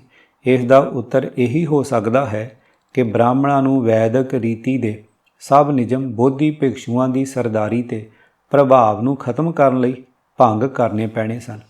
ਜੇ ਇਸ ਮੁਲਾਂਕਣ ਅਨੁਸਾਰ ਇਹੀ ਮੁੱਖ ਕਾਰਨ ਸੀ ਤਾਂ ਗਊ ਨੂੰ ਪਵਿੱਤਰਤਾ ਦਾ ਦਰਜਾ ਬੁੱਧ ਧਰਮ ਅਤੇ ਬ੍ਰਾਹਮਣਵਾਦ ਦੇ ਆਪਸੀ ਟਕਰਾਓ ਦੇ ਸਿੱਟੇ ਵਜੋਂ ਮਿਲਿਆ। ਗਊ ਦੇ ਮਾਸ ਦੀ ਮਨਾਹੀ, ਸਭ ਤਰ੍ਹਾਂ ਦੇ ਮਾਸ ਖਾਣ ਦੀ ਪਰੰਪਰਾ ਤੋਂ ਲਾਂਭੇ ਹੋ ਕੇ ਸ਼ਾਕਾਹਾਰੀ ਹੋਣ ਦਾ ਪ੍ਰਚਾਰ ਕਰਨਾ ਆਦਿ ਇੱਕ ਤਰ੍ਹਾਂ ਦੇ ਉਪਾਅ ਸਨ ਜਿਨ੍ਹਾਂ ਨਾਲ ਬ੍ਰਾਹਮਣ ਨੇ ਆਪਣੀ ਸਰਦਾਰੀ ਨੂੰ ਮੁੜ ਬਹਾਲ ਕੀਤਾ। ਮੇਰਾ ਆਪਣਾ ਖਿਆਲ ਹੈ ਕਿ ਸਾਨੂੰ ਮਨੁੱਖਤਾ ਦੇ ਭਲੇ ਲਈ ਸੰਘਰਸ਼ ਕਰਨ ਦੀ ਲੋੜ ਹੈ। ਜਿਵੇਂ ਸਵਾਮੀ ਵਿਵੇਕਾਨੰਦ ਜੀ ਆਖਦੇ ਹਨ, ਜਿਸ ਮਨੁੱਖ ਅੰਦਰ ਕਦੀ ਕਿਸੇ ਪ੍ਰਤੀ ਈਰਖਾ ਨਾ ਉਪਜੇ, ਦੁਸ਼ਮਣਾਂ ਦੀ ਤਰੱਕੀ 'ਤੇ ਵੀ ਖੁਸ਼ ਹੋਵੇ, ਉਹ ਇਨਸਾਨ ਭਗਤ ਹੈ, ਜੋਗੀ ਹੈ, ਭਾਵੇਂ ਉਹ ਨਿਤ ਸੂਰ ਦਾ ਮਾਸ ਖਾਵੇ। ਡਾਕਟਰ ਸੁਰਿੰਦਰ ਅਜਨਾਥ ਆਖਦੇ ਹਨ ਕਿ ਮਾਸਾਹਾਰ ਜਾਂ ਸ਼ਾਕਾਹਾਰ ਹੋਣਾ ਵਿਅਕਤੀ ਦੀ ਨਿੱਜੀ ਪਸੰਦ ਹੈ, ਜਿਸ ਦਾ ਧਰਮ ਜਾਂ ਅਧਰਮ ਨਾਲ ਕੋਈ ਸਬੰਧ ਨਹੀਂ। ਜੇ ਅਸੀਂ ਆਪਣੀ ਉਦਾਰ ਤੇ ਸਹਿਣਸ਼ੀਲਤਾ ਵਾਲੀ ਨੀਤੀ ਅਪਣਾ ਕੇ ਹੰਕਾਰ ਤੇ ਹੈਂਕੜਪੁਣੇ ਨੂੰ ਤਿਆਗ ਕੇ ਸਰਬੱਤ ਦੇ ਭਲੇ ਨੂੰ ਆਪਣੇ ਜੀਵਨ ਦਾ ਮਨੋਰਥ ਬਣਾਵਾਂਗੇ ਤਾਂ ਅਸੀਂ ਭਾਰਤ ਦੇ ਲੋਕਾਂ ਦੇ ਚੰਗੇ ਭਵਿੱਖ ਲਈ ਸੋਚ ਸਕਾਂਗੇ। ਮੋਦੀ ਸਰਕਾਰ ਤੇ ਗਊ ਮਾਸ ਦੀ ਬਰਾਮਦ। ਸਾਲ 2014-15 ਭਾਰਤ ਤੋਂ 14,75,540 ਮੈਟ੍ਰਿਕ ਟਨ ਬੀਫ ਗਊ ਮਾਸ ਬਰਾਮਦ ਕੀਤਾ ਗਿਆ। ਇਹ 10 ਸਾਲਾਂ ਵਿੱਚ ਸਭ ਤੋਂ ਵੱਧ ਹੋਇਆ ਹੈ। ਉਸ ਸਮੇਂ ਲਈ ਇਸ ਦੀ ਬਰਾਮਦੀ ਘਟੀ, ਜਿਸ ਦਾ ਕਾਰਨ ਭਾਰਤ ਅੰਦਰ ਗਊ ਮਾਸ ਦੀ ਵਰਤੋਂ ਦੇ ਵਿਰੋਧ ਹੋਏ। ਹਿੰਦੂ ਕੱਟੜਪੰਥੀਆਂ ਵੱਲੋਂ ਬੇਗੁਨਾਹ ਲੋਕ ਮਾਰੇ ਗਏ। ਖਬਰਾਂ ਅਨੁਸਾਰ ਭਾਰਤ ਦੁਨੀਆ ਵਿੱਚ ਸਭ ਤੋਂ ਵੱਧ ਗਊ ਮਾਸ ਬਾਹਰਲੇ ਦੇਸ਼ਾਂ ਨੂੰ ਵੇਚਦਾ ਹੈ। ਹੈਰਾਨੀਜਨਕ ਗੱਲਾਂ ਹਨ ਕਿ ਭਾਰਤ ਦੇ 29 ਸੂਬਿਆਂ ਵਿੱਚੋਂ 20 ਸੂਬਿਆਂ ਵਿੱਚ ਗਊ ਨੂੰ ਕਤਲ ਕਰਨਾ ਅਪਰਾਧ ਹੈ। ਭਾਰਤ ਦੇ ਬੁੱਚੜਖਾਨੇ ਤੇ ਇਹਨਾਂ ਦੇ ਮਾਲਕ। ਆਮ ਸਧਾਰਨ ਵਿਅਕਤੀ ਕਿਆਸ ਕਰੇਗਾ ਕਿ ਹਿੰਦੂ ਤਾਂ ਗਊ ਹੱਤਿਆ ਦੇ ਵਿਰੋਧੀ ਹਨ ਅਤੇ ਉਹ ਹੈਨ ਵੀ ਸ਼ਾਕਾਹਾਰੀ। ਤਾਂ ਫਿਰ ਗੈਰ ਹਿੰਦੂ ਹੀ ਹੋਣਗੇ ਜੋ ਇਹਨਾਂ ਬੁੱਚੜਖਾਨਿਆਂ ਨੂੰ ਚਲਾਉਂਦੇ ਹਨ। ਆਨ ਕਬੀਰ ਐਕਸਪੋਰਟ ਇਹ ਭਾਰਤ ਵਿੱਚ ਸਭ ਤੋਂ ਵੱਡੀ ਕੰਪਨੀ ਹੈ ਜੋ ਵਿਦੇਸ਼ਾਂ ਨੂੰ ਗਊ ਮਾਸ ਬਰਾਮਦ ਕਰਦੀ ਹੈ। ਇਹ ਤੇਲੰਗਾਨਾ ਸੂਬੇ ਅੰਦਰ 400 ਏਕੜ ਵਿੱਚ ਪਲਾਂਟ ਹੈ ਅਤੇ ਇਸ ਬੁੱਚੜਖਾਨੇ ਦਾ ਮਾਲਕ ਸਤੀਸ਼ ਸੱਭਰਵਾਲ ਹੈ। 2019 ਅਤੇ 20 ਦੌਰਾਨ ਇਸ ਨੇ 650 ਕਰੋੜ ਮੁੰਦਰਾ ਕਮਾਈ ਹੈ। ਅਲ ਨੂਰ ਐਕਸਪੋਰਟ ਇਸ ਕੰਪਨੀ ਦਾ ਮਾਲਕ ਸੁਨੀਲ ਸੂਦ ਹੈ ਅਤੇ ਉਹ ਵੀ ਹਿੰਦੂ ਹੈ, ਪਰ ਬਦਨਾਮ ਮੁਸਲਮਾਨਾਂ ਨੂੰ ਕੀਤਾ ਜਾਂਦਾ ਹੈ ਕਿ ਉਹ ਗਊ ਹਤਿਆਰੇ ਹਨ। ਇਹ ਕੰਪਨੀ ਦਾ ਪਲਾਂਟ ਯੂਪੀ ਵਿੱਚ ਹੈ ਜਿੱਥੇ ਯੋਗੀ ਆਦਿੱਤਿਆਨਾਥ ਮੁੱਖ ਮੰਤਰੀ ਹੈ।